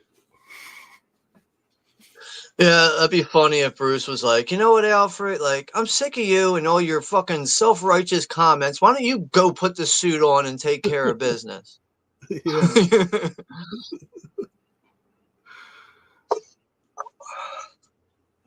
I wonder if we're ever gonna get like a Robin that works on screen. I mean, I don't like how he pops up or whatever you want to call it in Dark Knight Rises, and I also don't like how it's Yeah. like, "Oh, looks like we got a Batman or we got a Robin spinoff coming." Yeah, which never happened. Me personally, I never cared for Robin. I don't care for him. I'm sure somebody like Christopher Nolan could incorporate that character into, another movie if he did. I don't care for it. And also, another thing, it's kind of a downer with Rises is the fact that, like, what did they do with Catwoman and Anne Hathaway? It just, meh. Yeah. I just feel like, why was Catwoman in this movie? I don't know, man. I think Catwoman could have been utilized a lot better in Dark Knight Rises, but I still really like that movie a lot, regardless. Well, Anne Hathaway looks pretty good though. So, and yeah, she usually looks good in a lot of things. Yeah. I mean, whatever she wants to take her butt off, that's fine. But like, I just feel like the character wasn't handled right. Like, I don't think it's like, I think you could have put almost any good actress in that role. It's just like, all right, so she's a thief and she wears like a fucking maid's outfit, and then like I think at one point she's wearing like a ski mask or something. It's like, now you see me, now you don't. And that's it. She's in the movie here and there and then gone. It's just, I don't know. I think they could have utilized that a bit more, but maybe that might have it could have ended up taken away from, the whole dilemma and confrontation between Bane and Batman, though. I don't know.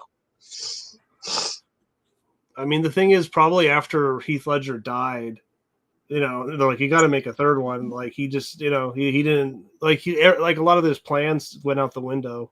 So he had to, come up with something new. So, right, yeah. See, that sucks, man.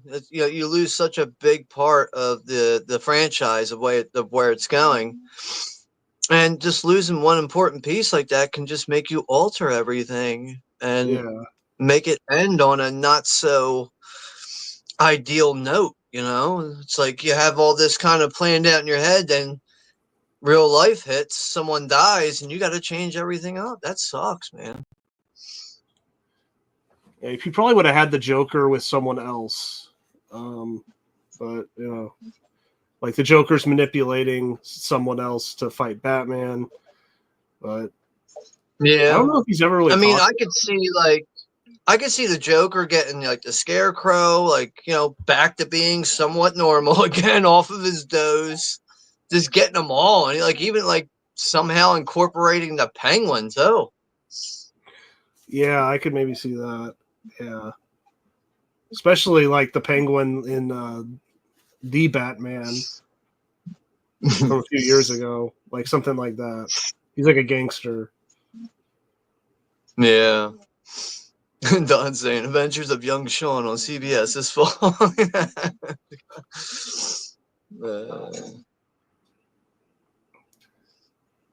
Yeah, it's that picture of me. That's probably was what I was doing at that age. I know Saturday morning cartoons. Jesus Christ, dude, nothing got in the way of that. Then I watched, wrestling, and I know the day always ended with American Gladiators at like 12 noon. And after that, it was time to go outside. You watch cartoons from like 6 in the morning up until like 12 o'clock on a Saturday. After that, it's time to go outside. This part's great. This when they like attack this caravan. Right. It's another thing is like this is like an overpass accident too. Like things get really out of hand. I think they even tie up cables and the fucking helicopters get all tangled up. And the one cop's like, that's what I'm talking about, air support. And once that air support gets all tangled up in those cables and that shit comes out and kills you, yeah, air support, yeah. Greg Brewer's saying, I got the Teenage Mutant Ninja Turtles 1990 VHS from Pizza Hut back in the day. Wow, man. That's back when places like that used to do cool things, man. Like, I remember Pizza Hut at one point used to have a salad bar, an open salad bar in the Pizza Hut. Where, like, you can get your shitty pizza. Sorry, Pizza Hut sucks. So you get your shitty pizza, and at least you can get a nice side dish of, like, something healthy, like... But no, COVID and all that came around. People started coughing all over fucking food and shit. And I really wish there was more like steakhouse buffets. I love Chinese buffets, but I wish there was like steakhouse buffets where you can get almost anything. Because nowadays I go to this fucking Golden Corral bullshit. $15 to get in there and eat, and all the food's trash. That place fucking trash. That place sucks. I'd rather go eat at McDonald's than fucking eat at Golden Corral.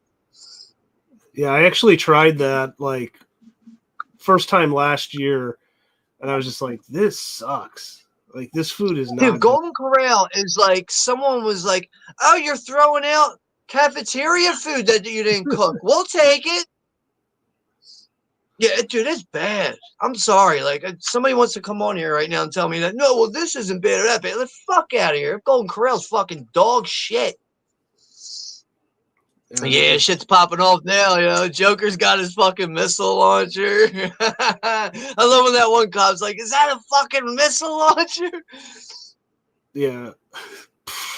Hey!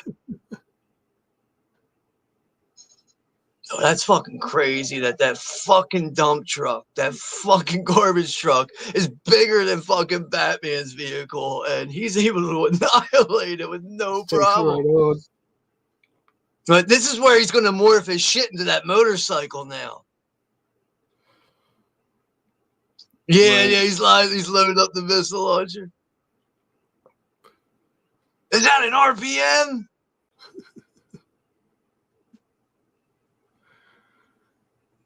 The Joker's excited right now. About to get him. Nope. And fucking Batman blocked that shit. Hey, it's all right though for Joker, Weapons and bombs and dynamite, they come cheap. Hit it right in the engine. Yeah, but that's where he's, his vehicle's fucked now. But that's where he's going to be able to morph it out and just take off in his little fucking motorcycle. Harvey, get out of here. I want to drive. I love that. Excuse me, I want to drive. Yeah, like the guy, like he's like knocked out or dead. Excuse me, I want to drive. At least he's somewhat polite, you know? Yeah. He's considerate. That's the word for it. He's considerate. He's considerate of the working man. I like this job. I like it.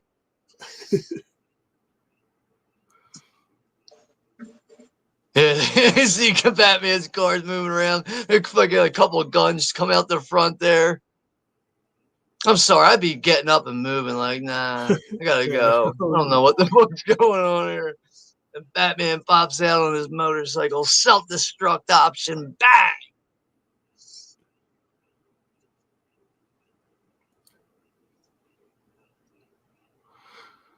And then he takes down the helicopter.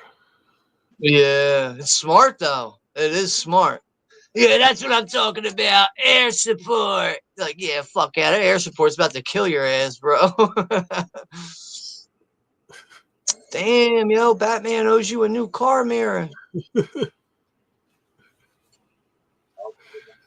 Okay, rack them up. Rack them up, boys.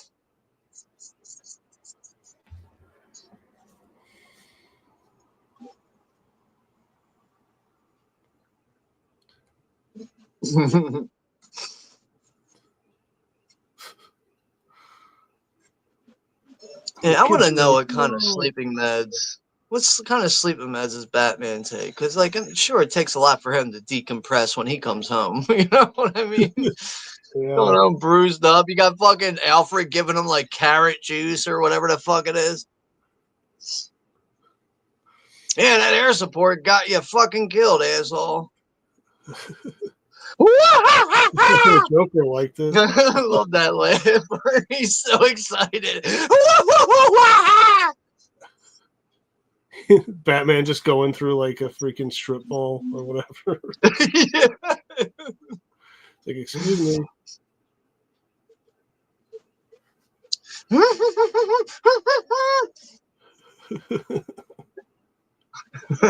Heath Ledger's out of his fucking skull, man. Yeah. Now there's a Batman. This scene's great. He's playing chicken with him right now. Like shoots the harpoon. Come on. They actually did this too. They flipped this semi. Did they really? I mean, it does look very real, yeah. Yeah, they really did. Yeah, there's definitely no driver in there, but yeah, it does look pretty damn real. Dude, that fucking bike is baller as shit, dude. How he's able to just turn around like that, like.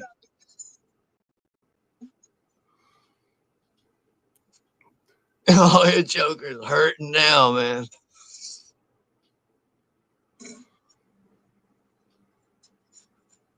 What if Joaquin Phoenix Joker just came out of nowhere? Hey, I'm here to help you. That's what I was hoping the sequel would have been in Joker 2, but a little bit, at least a little bit of that. But that's another movie I heard such bad things about. I was like, no, I'm not going to ruin what I liked with the first movie. Yeah, I just skip it. It's so terrible. Dude, the Joker did not flinch. Yeah. Hit me! He's like disappointed he didn't hit him. Yeah. Hey, he just every night he's looking for high chaos, man.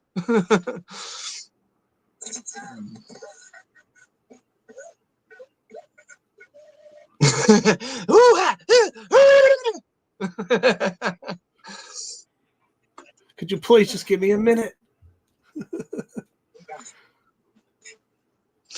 I love Todd saying, I love the scene where Batman confronts the Joker for the first time. It really sets the tone for the rest of the film. Yeah.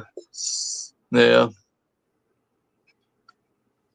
Mr. Dent, Mr. Dent.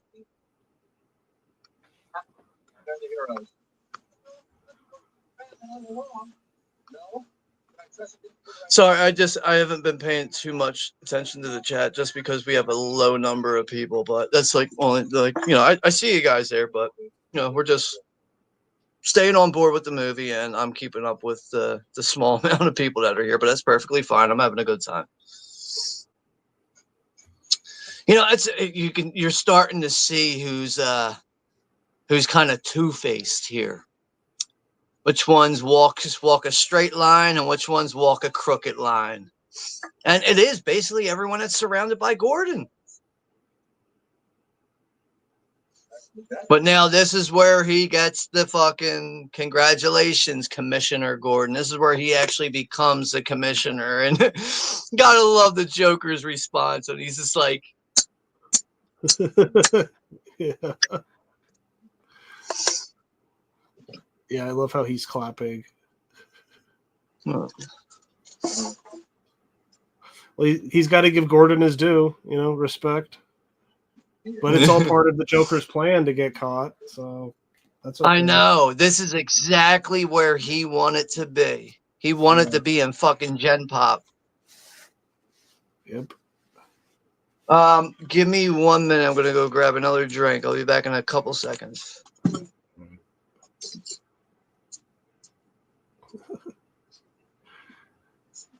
And Gordon shows up to his wife and she slaps him.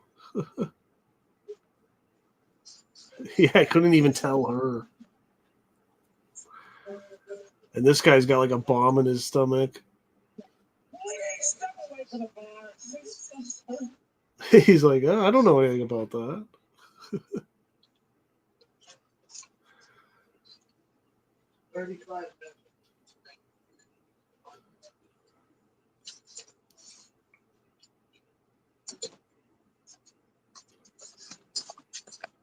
All right, sorry about that.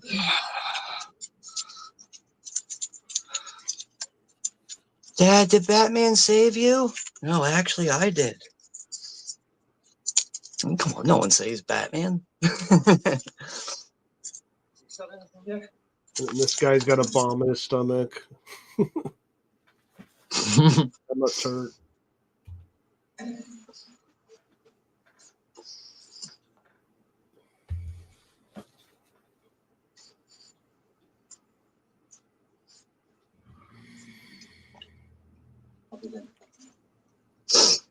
When I went back and watched this before we did this stream, and I always forget about this. I'm always like, why is this part so dark? And then once, I don't want to just like spoil it, but there's a reason why it's so dark like that, because somebody else is in the room.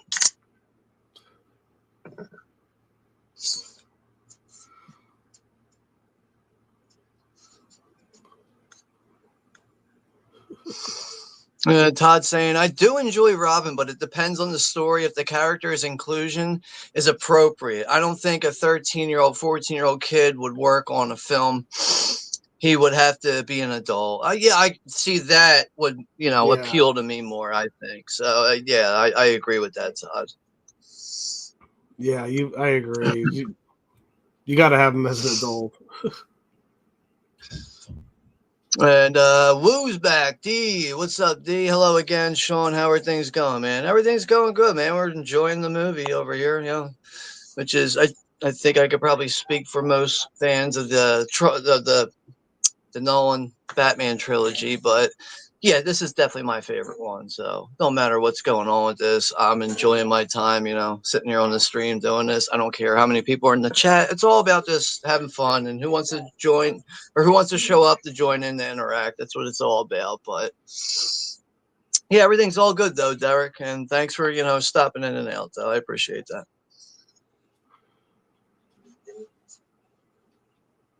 So now the Joker's in a better mood because he knows the Batman's here. But one of my favorite lines is coming up, though. He's like, what? I don't want to kill you. What would I do without you?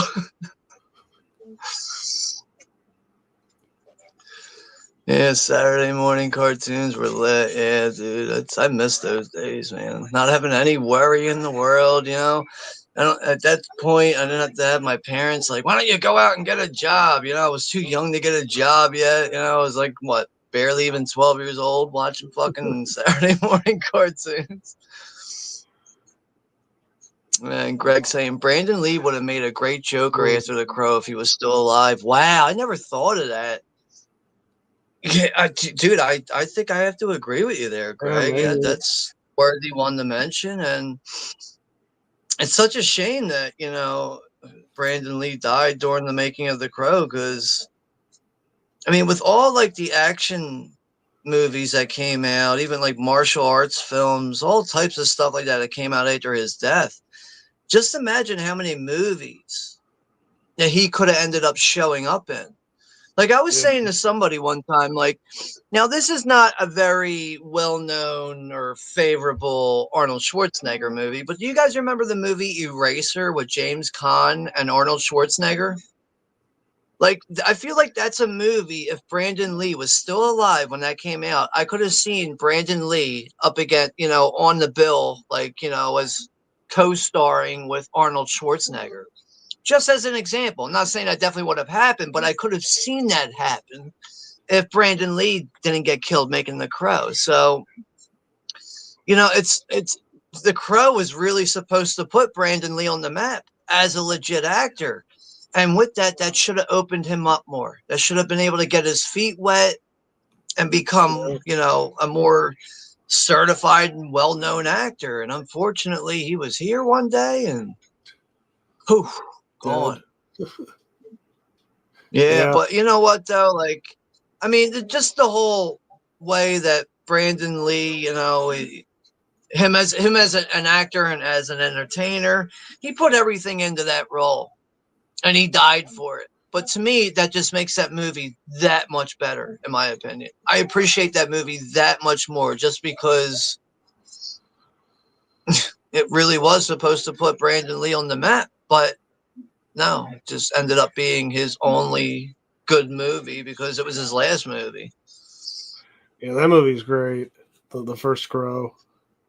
But yeah, I never get tired of it, man. Like, what's funny? I actually do try to watch that, like, on Devil's Night every year, which is, it's the night before Halloween. It's Devil's Night. I always, like, when that's, like, coming around, I'm like, shit, Devil's Night. Yeah, we'll watch The Crow. That's always been a favorite for me, man. And the remake is terrible. Oh, you mean the God, the Crow cologne commercial? That shit looks like, man. Looks like fucking Bill Skarsgård was like, let's sell Crow cologne. I feel like I'm watching a fucking cologne commercial. But no, I can't watch that movie. Even if somebody was like, yo, what if I bought you like the Blu-ray and sent it to you? Would you watch it? I'd be like, no, not at all. I would turn that shit into a table coaster right away. There's no way. Like, here's another thing though. I like Bill Skarsgård as a, an actor, but seeing the way he looks in that movie, no, sorry, Bill. I can't watch you as the Crow in that fucking movie. That movie will make you hate Bill Skarsgård because it's probably right. And I mean, like overall, I do like Bill Skarsgård, but I've seen him in things before where I was like, I don't really care for his performance in this right now. But overall, I do like him as an actor, but I can't disrespect myself. Watch what I saw out of that trailer and all the, like, the lazy promoting they did for it. It's just so bad. they like made both of them junkies, and another thing I heard about it was like the person who was in charge of visual design is somebody that won all these awards, and it's like, why? Like, you thought the visual design in this movie was a good idea, and you're an award-winning visual designist? Like, there's like little to no visual design in that movie. It's like so bland. It's just so terrible. I mean, just based on the trailer, I swear I'm like, really? Like, I mean, I only saw the trailer, but I don't even think there is any visual design. There's like no visual design in that movie. It's boring, terrible villain. None of the great visuals of the first Crow movie. It's all gone. It's just I don't know what you're thinking.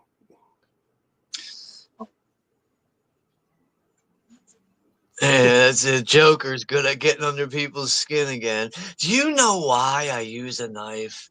Guns they're no good. You can't savor it.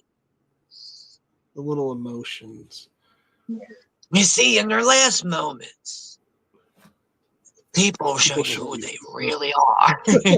Holy trust. I know your friends better than you actually know them.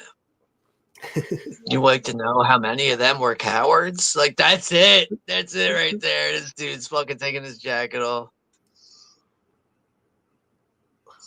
I mean, I don't know what he paid this guy to fucking surgically implant a cell phone into. Man, you know what? I will pay off your family. They don't have to be on welfare anymore, but we're going to have to put a cell phone bomb inside of your body. Yeah. It's going to be a little painful.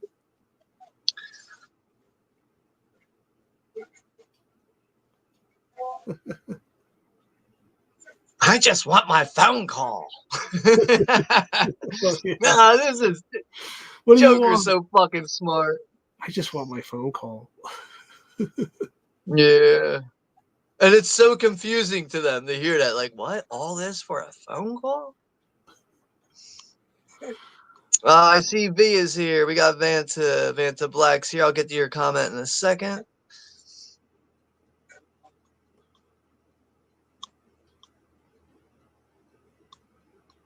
There goes V. Hey, what's up there, V? Hopefully all is well with you. And yeah, you usually stream on Friday nights. Sometimes I stream on Friday nights, but overall, you know, I usually get done a stream and then you'll be streaming or whatever. But I've been trying my best to, you know, get over to your content when I can. But it does seem like on average you're around like the Friday night streaming, really. And yeah, thank you very much, V. I always appreciate the support. And Todd Christian saying the remake of The Crow bombed so bad that I didn't even have a chance to see it in the theaters. It was only at my theater for 1 week. There it is. That says it all right there. It's all you need to know. 1 week? Jesus Christ. He said, get this fucking dumpster fire out of this theater. It's been here for 1 week already. It's just like they took what, like 30 years to make it, and that's what they made. It's like, how does that work? Like, we can come up with a good script. Yeah, what's that Edward Furlong movie, Wicked Card Player or something? Jeez, that's a sorry one. I've tried all the sequels, and I couldn't finish any of the sequels at all. Like even the City of Angels ones, where sometimes people try to convince me it's a good movie, and I'd go, yeah, all right, I'm just gonna put the '94 movie on. I'll be all right. Yeah, but really, it's just all about just me personally. There's not one single Crow sequel that is worth my time. Just not. I don't know, man. The original Crow is just such a damn near perfect movie. Now we got the scene now with the Joker hanging out the window like a dog, getting chased down by smoking He is like a dog. What a fucking nut. I love it. Such a good shot. Yeah. I mean, like, you think, like, one of the cops, if they were a good marksman, they could shoot him in the back of the head while he's, like, you know, got his head hanging out the window. We could just end this whole mess now. But at the same time, it's not like the Joker cares. All right, I hope I get shot in the head because I'll come back from the dead and I'll fucking kill you again. Yeah. And then he gets the coin. Yeah, he ends up finding Harvey Dent's coin, his lucky coin. So, all right, we're coming up close to being on the final act soon. Oh no, wait. I think we still got another hour. Oh yeah, I'm sorry. No, I'm sorry. I'm way off on that. Actually, yeah, we got another hour. I'm sorry, which is perfectly fine. Yeah, this is pretty much the middle, or a little bit. I'll tell you right now, we're a little past the middle. So I'm at 138.05, and we have 232. But you do have to consider that the runtime and the credits, seriously, like over 10 minutes. Yeah. But yeah, this is more than likely going to be 3 hours. We're at 2:09 into the stream, so probably about another 50 minutes here.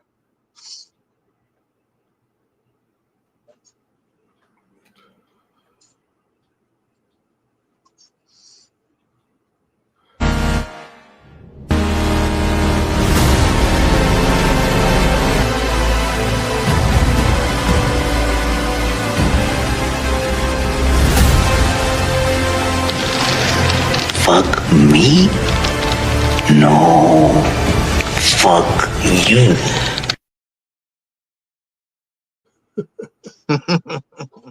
Was that Donald Trump? Yeah. Yeah. His face melted down from COVID or something.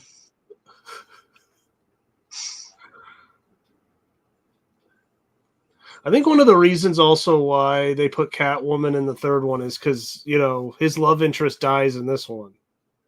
You know? So they're like, I'm okay, with that. we gotta have a I'm okay with that. But I feel like they didn't utilize they her could have used correctly. her. They didn't use her enough. Yeah. But, you know, these are just very small, minor issues that barely affect the movie. It's just, you know. I mean, hell, like, I wish, you know, Katie Holmes would have came back to have that continuation as Rachel. Yeah. But Rachel's gone now, so.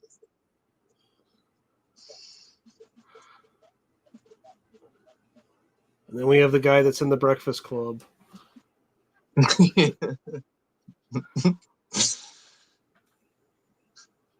Evil dies tonight. Oh God, that. It's like, just shut up. I know you're gonna kill evil tonight. Do you have to say it like 10 times? Like 20 times? Yeah.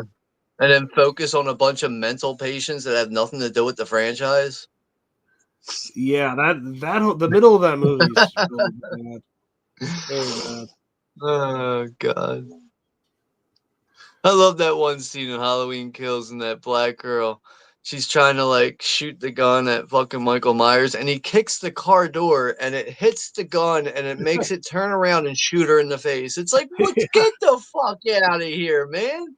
Physics wouldn't even work. That gun would have flew out of her hand first before she would have had the opportunity to have that still be in her hand and shoot her in the fucking face. You know, I think Danny McBride and everybody and what's his fucking name, fucking Gordon Green. I think they were smoking mad weed when they were making those movies, dude. Probably. No, there's no way those guys were dead sober doing all that fan service reenactment bullshit. They were probably smoking bongs in a trailer and going, all right, man, fucking Michael Myers this shit up. Hey, it's better than Exorcist Believer. Exorcist Believer. Yeah. That's one of the worst you know movies I've what, ever seen. Alex, I'm gonna have to agree with you. You know what? Let's make the parents be exorcists. Fuck it. Let's tell the real exorcist to go home. We'll get the parents to do it. It's like I'd rather watch any of the Halloween movies they made over Exorcist Believer. Because like Exorcist Believer, like at least like Halloween Ends, like I think it's shot well. You know, I think it's like the cinematography, it's pretty good. But Believer, like it's the same cinematographer, and it's like it's not even shot well. Like I don't even get it. It's like I don't even think they were trying at all. Just a massive paycheck, I think. I mean, here's a tough one for me. This is what might make me want to commit suicide. But if you were like, would you rather watch Halloween Resurrection or Halloween Ends? Which one would you pick? I'd be like, I'm killing myself right now. I got no answer for that. I would just blow my head off right away. I mean, they're both fucking bad. Resurrection. Resurrection, fucking Busta Rhymes. Skedaddle, motherfucker. Trick or treat, motherfucker. Come on. No, I'm playing Michael Myers. I ain't scared of no Mikey Myers. Like, what the fuck is this movie? Yeah, he's like cussing out Tyra Banks. Tyra Banks, dude. She don't even take her butt off in the movie. No tits, no nothing. Like, what are you doing here? I know. It's like you're a lingerie model. Like, why aren't you like at least in lingerie?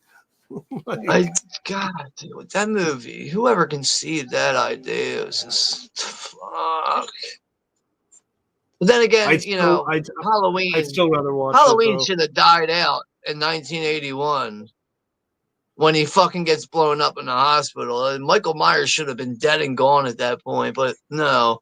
Everybody loves Michael Myers and his slow walking and his scalpel fucking slicing bullshit.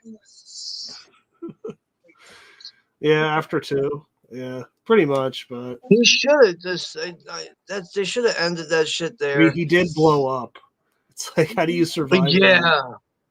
Engulfed in flames and he fell down on his face, completely melted, but no. Movie magic brought him back. And then you have Dr. Loomis in 4 and 5 and 6, I think. And I think you're right. It just makes no sense at all. Actually, like he just has a little scar on his face. Like, oh yeah, right, man. It almost looks like he has a third eye, but it's closed right now. Yeah, like that's like, the scar. It's like an eyelid closed the over makeup's his third not eye. even good. Like, yeah. And another problem I have with the Halloween franchise, the mask gets worse as the movies go along. How do you make the mask keep getting worse? I know, it's like how you can't get the mask right. Like, what the? I don't know, man. No. I thought the mask was okay in the new 3. I thought the mask was okay. Yeah. I mean, it even had like the stab mark from the pin, the sewing needle in the neck, and yeah, the mask did look good for what it was. I remember actually being really excited too, like when that 2018 movie was coming out, and that opening mental hospital scene, that just wasn't a good start for me at all, man. I was like, oh, what's this? With the podcasters, I know. Yeah, and the fucking little gay kid who wants to go dancing. Oh yeah. Like, I just what the fuck, man? Like, oh god. Yeah, I'm probably never gonna watch those movies ever again. Yeah.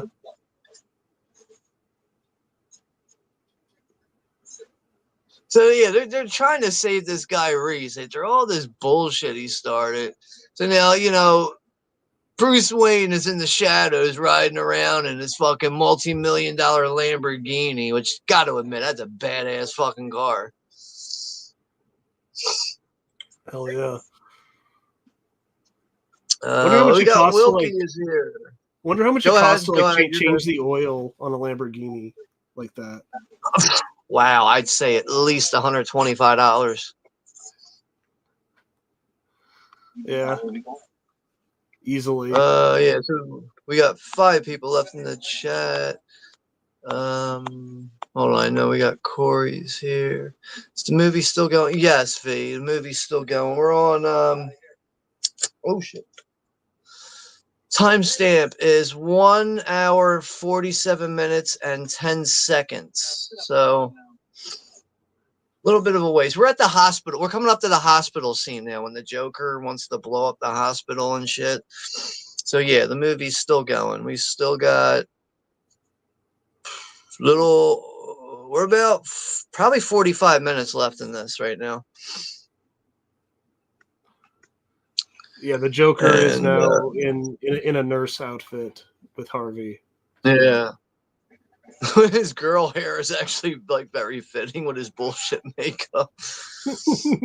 I think but I gotta get ready for work over here soon. Oh, that's okay, V. I appreciate you stopping by, but take care, be safe. We'll talk again soon, and hopefully you have a good night at work. And there goes Corey over at Wilkie's Movies and Music. What's up, Corey? Thank you for stopping by, man.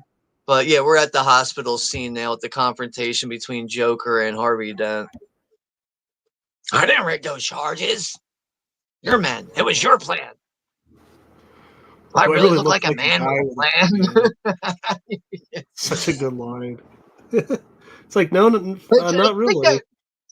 Dude, when you hear him says that, or you hear him say that, it clearly refers to, I just wake up and I go from moment to moment. What's going on right now? That's not think ahead of things. That's be in the moment. Yeah. Let's be a full-blown nutcase.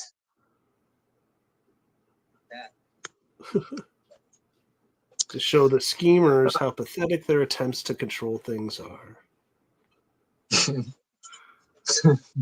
I'll just be the annoying one who keeps talking during the movie. That's all right. Yeah, as long as you know what you're talking about. Yeah. Actually, this just dawned on me when I saw Halloween 2018 in the theater. I'm dead serious. There was a couple of, like, young black girls next to me. There was kids on like the rows in front of me, and the one girl that was sitting next to me, they were talking to each other about what horror movies scare them the most. And the girl was like, "Oh, I ain't scared of Friday the 13th." And I was like, we're watching a fucking Michael Myers Halloween movie, and you think this guy's name is Friday the 13th? Friday Wow. the 13th. Yes. That's I ain't classic. scared of Friday the 13th. I'm like, wow, we're watching a Halloween movie right now, and she thinks this guy's name is Friday the 13th. Yes, I cannot believe I heard that shit. She's like combining two franchises into one guy. Yeah. Oh, shit was knocked over my stand. They're like totally Exactly. different than each other. Gotta have a torn dress or two in every good horror movie. Ooh, that sounds good to me. You can take off every dress in every horror movie if you want. And everyone loses their mind. I love how he's like a truckload of soldiers blows up, and nobody panics. Now let me introduce a little anarchy.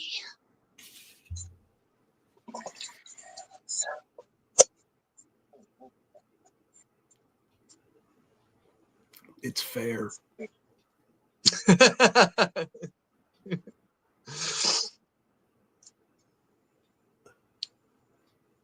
Mm-hmm. Oh, we got Brad is here from the 4K Tent Revival. What's up, Brad? Have not talked to you in a very long time, but yeah, good to see you here if you're still here. And yeah, hopefully all is well with you, man. We're at the hospital scene right now in the Dark Knight, before the Joker wins over Harvey Dent and gets all giddy about his explosives and blows up the fucking hospital. I'm actually right at the part where Bruce Wayne gets in a car accident with his expensive Lamborghini. But yeah, hopefully all is well with you, though, Brad. Good to see you here, and thanks for stopping by, man. Hello, Black. All you guys.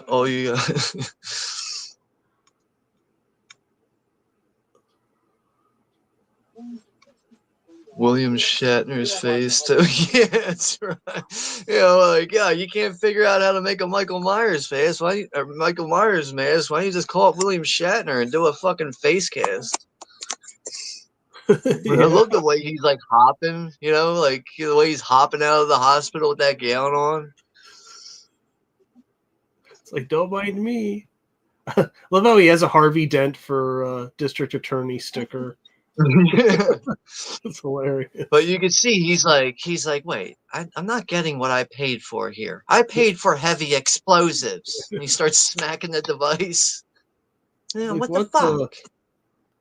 But he knows once he hears the first one go off, that's time to go. All right, I gotta get the fuck out of here now. They got enough explosives there to take down a fucking baseball stadium.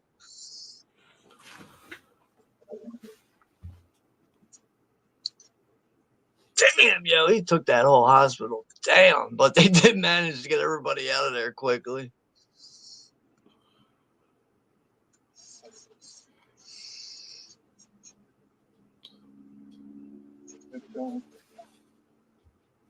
Damn, yo.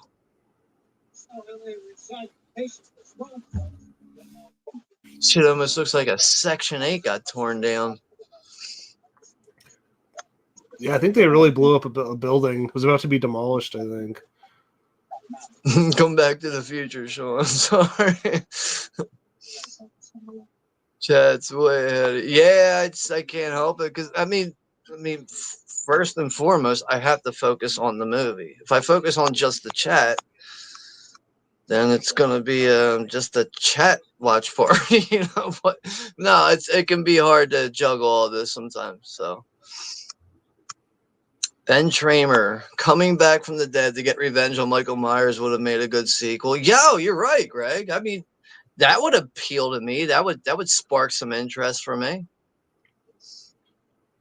Freddy the 13th. I'm dead serious, Vance. I could not believe I heard that. I was like, yo, you fucking kidding me? Like, these young fucking people have no idea what these fucking slasher villain names are.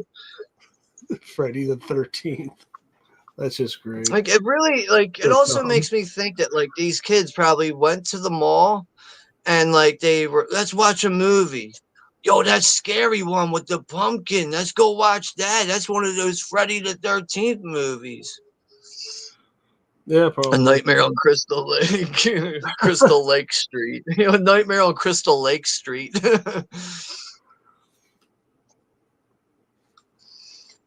A good title for a spoof movie, yeah. Friday the 13th. Yeah, I'm telling you, dude, I could not believe I heard that shit. Prince, the assassin action, I'm sorry, the Asian assassin. Wow, I cannot say that right. The Asian action assassin. There it is. Look at that beard. It's majestic as fuck. But Hughes was dead. Half. Oh.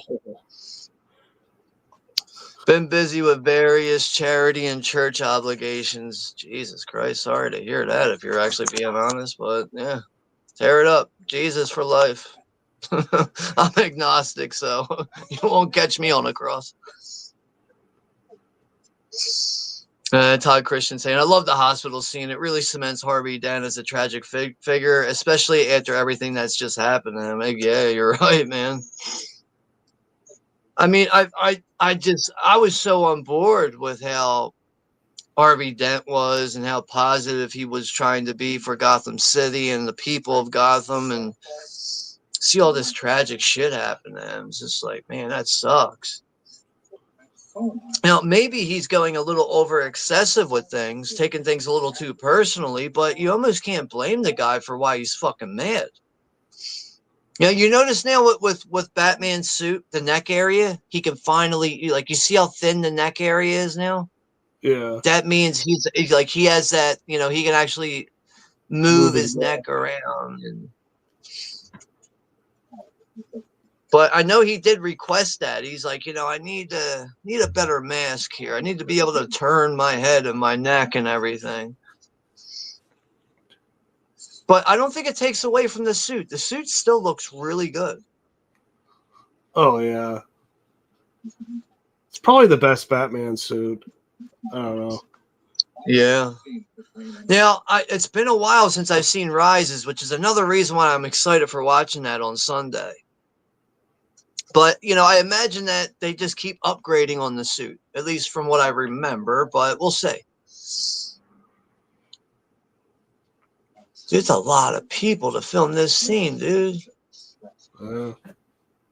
Dude, that's like 1 million fucking people in that scene.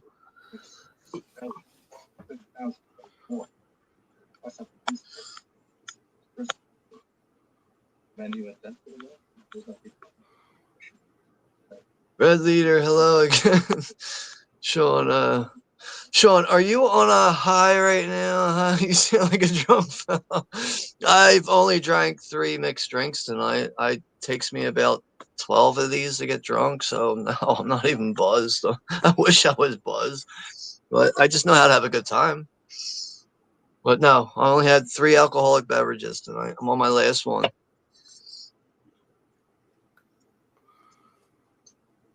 He's the lucky one if he is.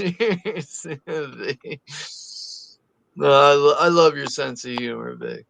And I know you get here and you hang out and stop by when you can, but yeah, it's always good to see you in the comment section along with everyone, really. But yeah, with saying that is what I mean is I enjoy your sense of humor. You're a very fun girl.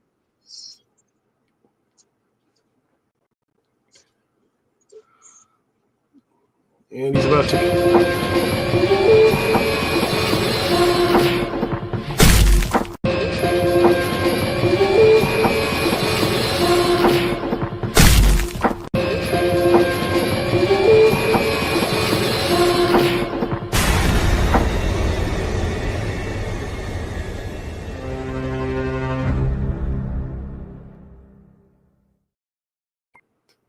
I haven't played that one in a while. I love that one.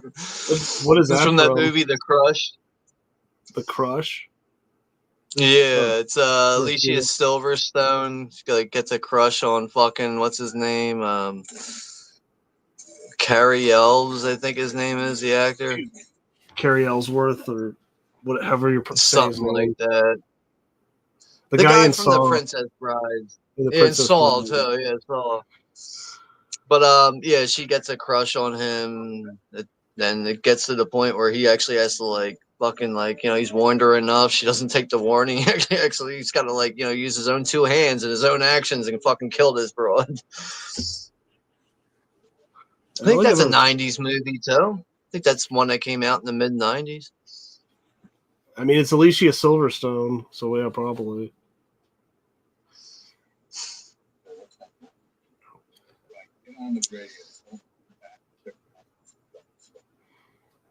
Once we dump the scumbags. And this is the scene on the ferry. Yeah. Oh God, man! I just watched Screamboat. That was on a ferry. The freaking Mickey Mouse movie or whatever. Steamboat Willie. You're right. Yeah. Yeah, I forgot Debo's in this movie as a prisoner. Oh yeah. Debo from Friday. But out of one of these main characters and throughout this scene here, one of them is going to be a very disappointed little boy.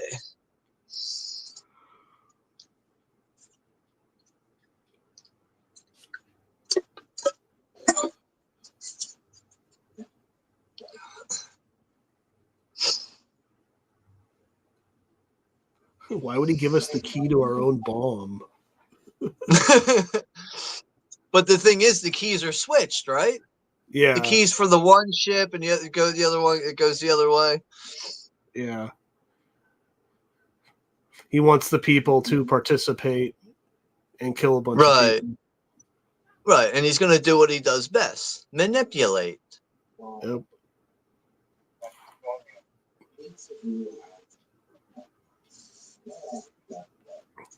Each of you has a remote.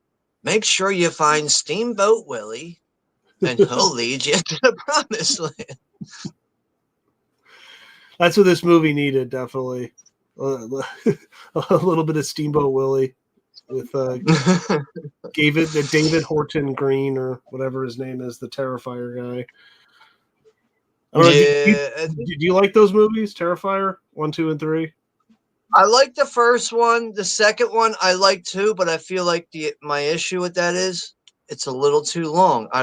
Slasher movies shouldn't be 2 hours and 20 minutes. They just shouldn't. But I still like the movie for what it is. But I really thought that Terrifier 3 was a good rebound. Okay. I felt like that was the better movie over part 2, and it has a Christmas theme. So like Christmas horror themed movies done right. I'm a sucker for those. All right. And also, Terrifier 3, man, it's got a very brutal start too. Very brutal start to it. All right. But overall, I do like the Terrifier movies. I just feel like Art the Clown itself is a little overhyped. And I feel like a lot of horror fans, they only like the movies just because of art. Not because of what's happening in the movies. Oh, yeah. But I just feel like that's lame when it's like, oh, well, I like the guy. He's a clown and he kills people. That's it? That's why you like them? Well, I mean, that's what the movies are, though, do you like anything that happens in the movies besides the fact that he fucking squeaks a horn and wears a dead girl's skin or something? It's just like, I don't know. I just feel like people just like those movies just because of him. There's more to that than just him. Yeah. I mean, like the second movie has more of a story because they have that girl, Yeah. and then she's making that armor for the party, and then she has a brother and all that. But the first movie really doesn't have like a story at all, really. You know, it's very straightforward. Like, I mean, it has that slasher runtime. It kind of, I just feel like it's right to the point. The first one, it's okay. A couple girls go to a pizza shop on Halloween night after a Halloween party. They get creeped out by this clown guy. I think one of them leaves their phone or something at the pizza shop to go back there. When the pizza shop's dead, then from there on, they're getting fucking stalked by Art the Clown. Right. Yeah. That's it. But I like those movies. I just don't have like, I don't know, when I watch them, I just don't expect a whole lot. It has the slasher formula. You know, it does what it's supposed to do with slasher films, but I just feel like the second one, it's like 2 hours and 18 minutes long. Like, sorry, but slashers work best at that 90-minute runtime, or at the most, maybe a little close to 2 hours. Right. But over 2 hours, like, how much are you going to just cram in? Like, to me, like the slasher formula, it's very simple. And when you have a simple formula with making movies, how long can you extend the time on that before it becomes dull and repetitive? But, you know, this is all just my opinion. I mean, isn't the third movie like 245 minutes or something? Is it 245? I thought you might be right. You might be right, but I just know that I found the third movie to be very fucking creepy in certain areas. I know at one point, like, I think they send up some like experienced killers or something, like inside this house. They find like a dead corpse inside this fucking bathtub. It's covered in like shit and everything. You can tell that this dead body hasn't moved for fucking months. It's like caked in fucking like rigor mortis and guts and all types of shit. And out of nowhere, like, you know, Art the Clown's sitting in he's sitting in a rocking chair and he's like rocking back and forth in it, but he looks like a mannequin. And they don't realize that he's a real person. Then he comes out and just scares the shit out of them. But I just, you know, I'm going to look up Terrifier 3 real quick, the runtime. You might be right about that, but I just felt like it was a better movie than the second one. I've been meaning to watch it. I like the first one. I enjoyed it. Especially the opening to it. I was like, holy shit. All right, enough with the P. Diddy news. Jesus Christ. I get slammed with P. Diddy news all day on my phone, dude. Freaking P. Diddy, the rapist, or allegedly. What is that night vision technology that Batman has? And is that the stuff that's like allowing him to like spy and everything? Yeah, isn't that where like Morgan Freeman's like, I'm resigning after this?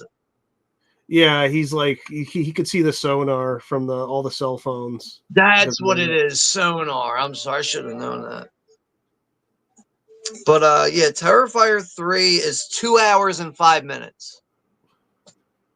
Oh, okay. So yeah, 2 hours and 5 minutes, especially for a modern slasher, that's okay. But you know, giving us an extra half hour and shit, like, come on, man. So it's shorter than the second one. Yeah. But I also heard that they're planning on doing a part 4, and Damien Leone is planning on going back to the roots of Terrifier, which to me sounds like the first movie. Yeah. So but you know, actually, the only movie I haven't seen is All Hallows Eve, that apparently has Art the Clown in it. I haven't seen that one. I haven't seen that either. I know it's. I think it's a different guy that plays Art the Clown, though. Yeah, I'm not too sure of that. I just know it came out like a year or two before like the first Terrifier did in 2016.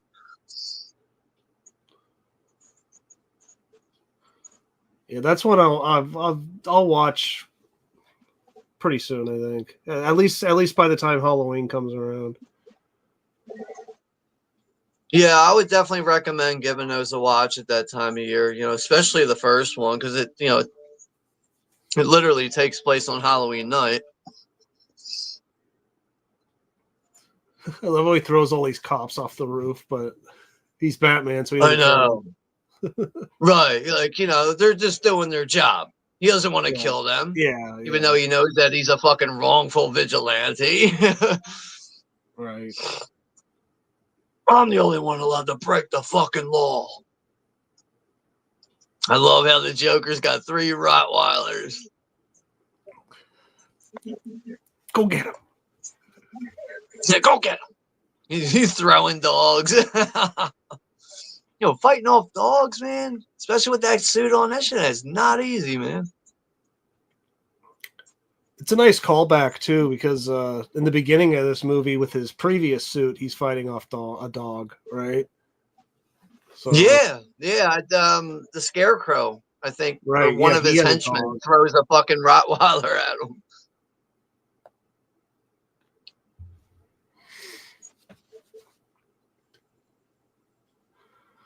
What do you think I think people would probably blow up the other ferry. I honestly do. So I think somebody would like overreact and panic and do it. I think somebody would. I agree. I think somebody would overreact and like, give me that shit right now and do it. But Yeah, I love the Debo. response from Debo here. He manages to get the device out of his hand, and he looks so convincing that he is easily going to fucking turn that key and just fucking blow it up. And there's nobody business, man. Fine, I'll do it.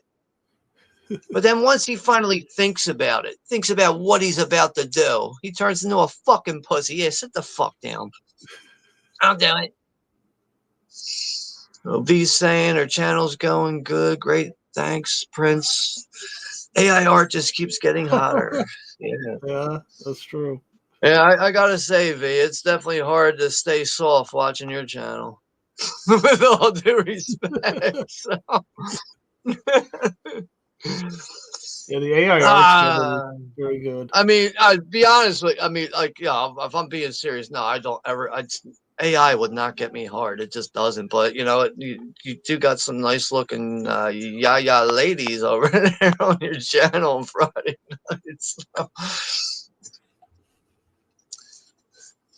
Actually, V, I gotta say, the one thing that gets me sometimes is like the sound effects, where it almost sounds like there's kind of like some like kissing and kind of slurping going on. And I'm just like, holy shit. Like, if I was blind right now, I'd probably be losing my mind. Just hearing this. No, Alex, I'll have to link you to her channel so you'll know what I'm talking about sometimes. So. And here we go. But this is where it all backfires for the Joker. Finally, he's run out of people to manipulate and control. This is what I found surprising when I saw this in the theater. Because I really thought, as the movie goes along, he keeps finding people to buy in and manipulate and control. And finally, it dries up for him here. And then the Joker's just like, well, screw it, I'll do it myself. Yeah, but you see how disappointed it is. So he's looking at the clock. He knows that shit should be blowing up by now. Detail, not everyone's something to do. That's 12:01. Joker's like, nowadays you want something done right, you gotta do it yourself, don't we? It's okay, I came prepared. Hey, you did come prepared though. I got these. Speaking of which, do you know how I got these scars? No, but I know he got these. I love those noises. He knows he's about to die, but he knows the Batman won't let the Joker just die, right? These two were born for each other. Well, You're just gonna let me go, good ya?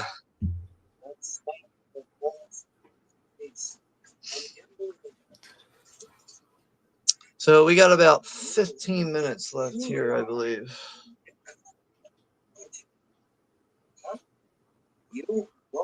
Yeah, we're around 15 minutes left.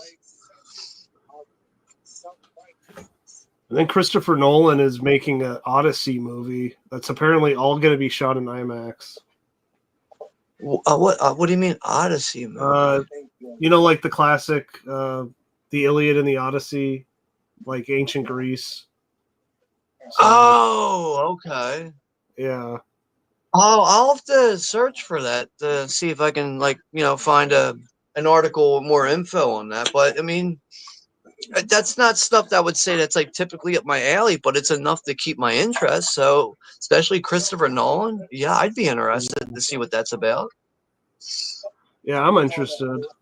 I think Matt Damon's in it, and a bunch of other people, but Vance is saying, I can tell you the action sequences are on you both freeze. Yeah. I have to take my brain out with a lot of new horrors, or I just shout at the screen. Yeah, I don't blame you. I mean, for me I don't take my brain out. I just smoke a little weed and shut my brain off for a little bit, you know. I like to put my brain cells on pause for about 45 minutes while I'm watching a fucking dumbass movie. yeah, there's so many bad modern ones. Thanks, Greg. I'm sorry I didn't get to that in time. Terrifier 3. Slightly shorter, but I see Terrifier 3 with the 2 hour and 5 minute runtime. That's perfect, especially with modern standards.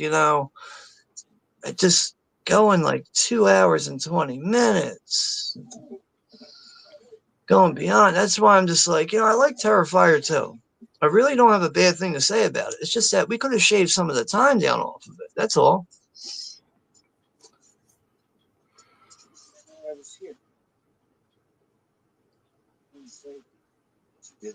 Yeah, this is where Dent wants to kill fucking Gordon's family.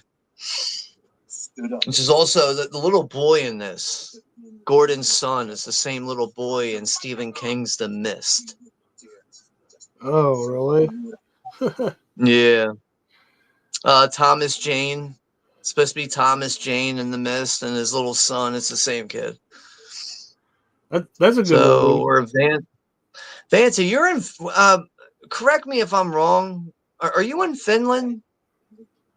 I don't know. Maybe I might be wrong, but she's saying it's 6 a.m. there. I got to go now. Thanks, Sean. Have a great night, everyone. Right. Yeah, V, if you're still here, thank you very much for hanging out. But yeah, take care, be safe, and we'll talk again soon. I think she's in Finland. I could be wrong, though. Let's see. Later, alligator. And Todd saying, Batman's moral compass is just too strong. Even if the Joker deserves it, Bruce just won't cross that line. With you mentioning that kind of refers back to like the end of Batman Begins, when he's on the train with Liam Neeson. He's like, well, I don't have to kill you, but I don't have to save you either. That's exactly right. It just refers right to his moral compass. So Todd's replying to what you were saying. I heard Odyssey is going to be R-rated, and Nolan wants to use mostly practical effects. That's fucking good to hear. It's the way it should be, too. Yeah, Greg's saying, it's tough for me to sit through a 3-hour-plus movie. I have to watch it in 2 parts. You know what, Greg? You're not the only one, man. I mean, obviously, a watch party's a watch party. Once I hit record, I hit live, I have to just do it. I'm perfectly fine with that. But on my own, I usually will cut it up into two sittings. I really will do it that way. But, you know, sometimes with Nolan movies, it can be hard to do. And the reason why I find it hard to do is because the pacing is bang, bang, bang, bang. Where do I hit pause and shut it off? You know, like, but yeah, with that, you know, with saying that, I can usually sit through a 3-hour Nolan movie with no problem because he's so good at pacing things out. Right. And I'm finally caught up on the comments. So, all right. Have you Yeah, ever this is where seen? truths are coming out now. The Joker, trust me. Have you ever seen The Prestige? Yes. Okay. I had that somewhere around here in this room. Somewhere around here. You know, it's funny you mention that. I would like to see that again, too, though. Another one I would like to see again is Memento. Yeah, that's a good one, too. Because that's also a movie, the first time I watched it, I was like, I'm not feeling this. I'm going to shut this off and watch it later. Watched it at a different time. I guess that my mindset was in the right place for it, and I loved it. Oh, yeah. That one actually is getting a new 4K release, or it might have already gotten the 4K release. But either way, I know it's getting a new upgrade. Also, David Fincher's Panic Room got a new upgrade too. That's a great movie. I love that movie. I think that's a very underrated movie. I feel like no one ever talks about Panic Room. Yeah, You it's talk to forgotten. enough, you know, movie fans, like you'll hear people talk about it, but I just feel like more people should really appreciate that movie. But you know, not the end of the world. Yeah, Fincher's kind of hit or miss for me, but that's a good one. Overall, I would like, if I had to give you like a straightforward answer, I think I like Fincher a bit more than hit or miss. So I would say like 80% of his stuff I usually end up liking. Yeah, I mean, But for me, you know it's what like, movie I didn't care for was Social Network. I yeah, watched Social Network 2 times and I still didn't care for it. Yeah, I did not like that movie, but I do, and and like I hear so many good things about it. I went and I bought it. First time I watched it, I was like, I'm just not feeling it. Maybe I'll watch it another time. Maybe I'm just not in the right mood for this. I watched it again. It still did nothing for me. I was like, this is just not a movie that's for me. and then like the movie The Killer, I didn't think that was that great either. You know what? I haven't seen that one yet. Isn't Michael Fassbender in that? Yeah. I he still plays an haven't seen that. assassin. I've heard mixed things about it. Hard to say if I heard more positive than negative, but I've heard mixed things about it. But I still want to see it. It's Fincher. I do like Fassbender as an actor, so at some point I got to watch that on my own to make my own determination on it. Yeah, it's worth a watch. It's not like terrible or anything, but that's good enough. Then you know, just hearing that, you know, that's good enough. It's not terrible, but Harvey's dead now. Man, like even though like his deformity, his half his face being gone, it is all CG, but it does look good. It looks very convincing.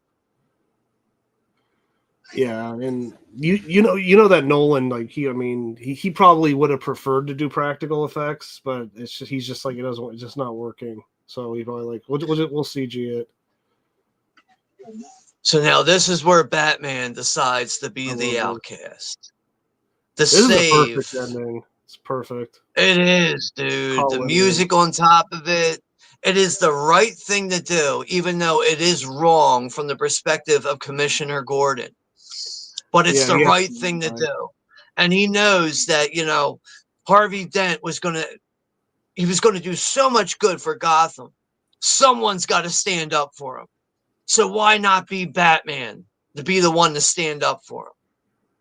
Right. This is also what makes me feel for Dent, Harvey Dent, and everything he's gone through in this movie, and how his life just took a 180. Everything was looking up, going good, has everything he wants. He's got, he's got the criminals fucking on the run. Things are looking good for the city, and I know where his life does a 180 for the worse. Yep. But this really is a perfect ending. Like, it just, even how the music just fucking kicks in during the credits, dude. I swear, it makes the fucking hair on my arms just raise up right away. I get goosebumps. It's so good. Why is he running? Because we have to chase him. some of that line with Gary Oldman is kind of funny. Some of it is funny, but then when he gets through the rest of that speech, it makes more sense. It's actually delivered and said better. I like how, again, there's dogs chasing Batman. It's like 3 times in this movie. Yeah, because right now he's on foot. He's trying to get to his motorcycle. Yeah.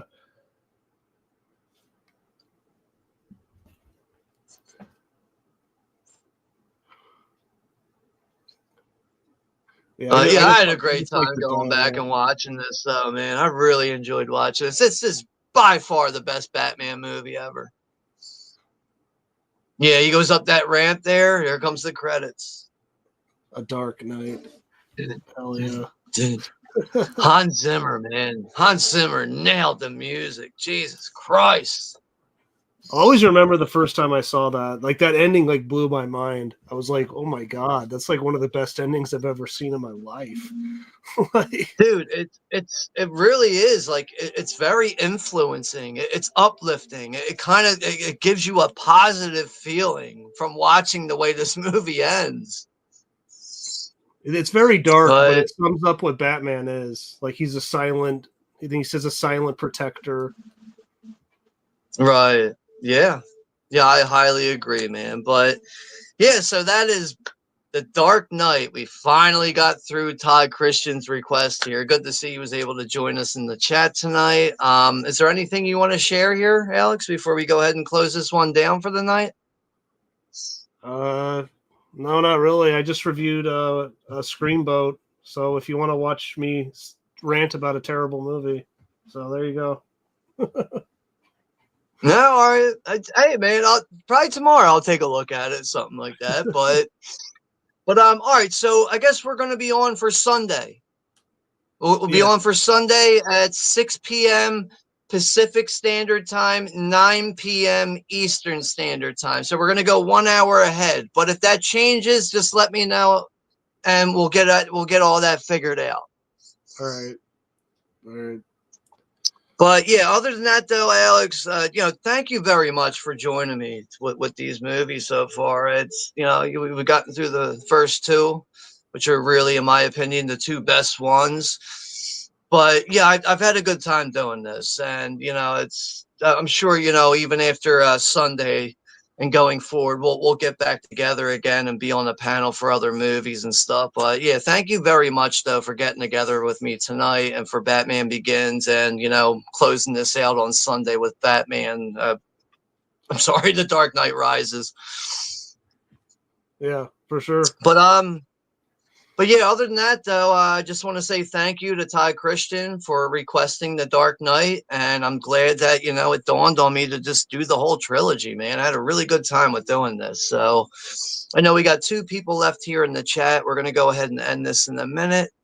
But yeah, so the next time we'll be live here will be Sunday at 9 p.m. Eastern Standard Time. We'll be watching The Dark Knight Rises. So we'll be closing out the trilogy and everything. And after that, I believe, is when we're going to be kicking off July. I believe we'll be doing Alligator, the 1980 creature feature. That'll be on July 4th, which will be on a Friday. And I think we'll be doing that one a bit earlier, but I might alter that time. We'll see. But I think that's about it, though. All right, yeah, 3 people left in the chat. But yeah, thank you to Greg Brewer, for showing up and hanging out with us. Everyone that stuck around with us. And, thank you to Todd Christian again for requesting this one. This was a good time. So thank you all very much for hanging out with us here tonight. We'll see you all on Sunday for the conclusion with The Dark Knight Rises. Take care and be safe, everyone.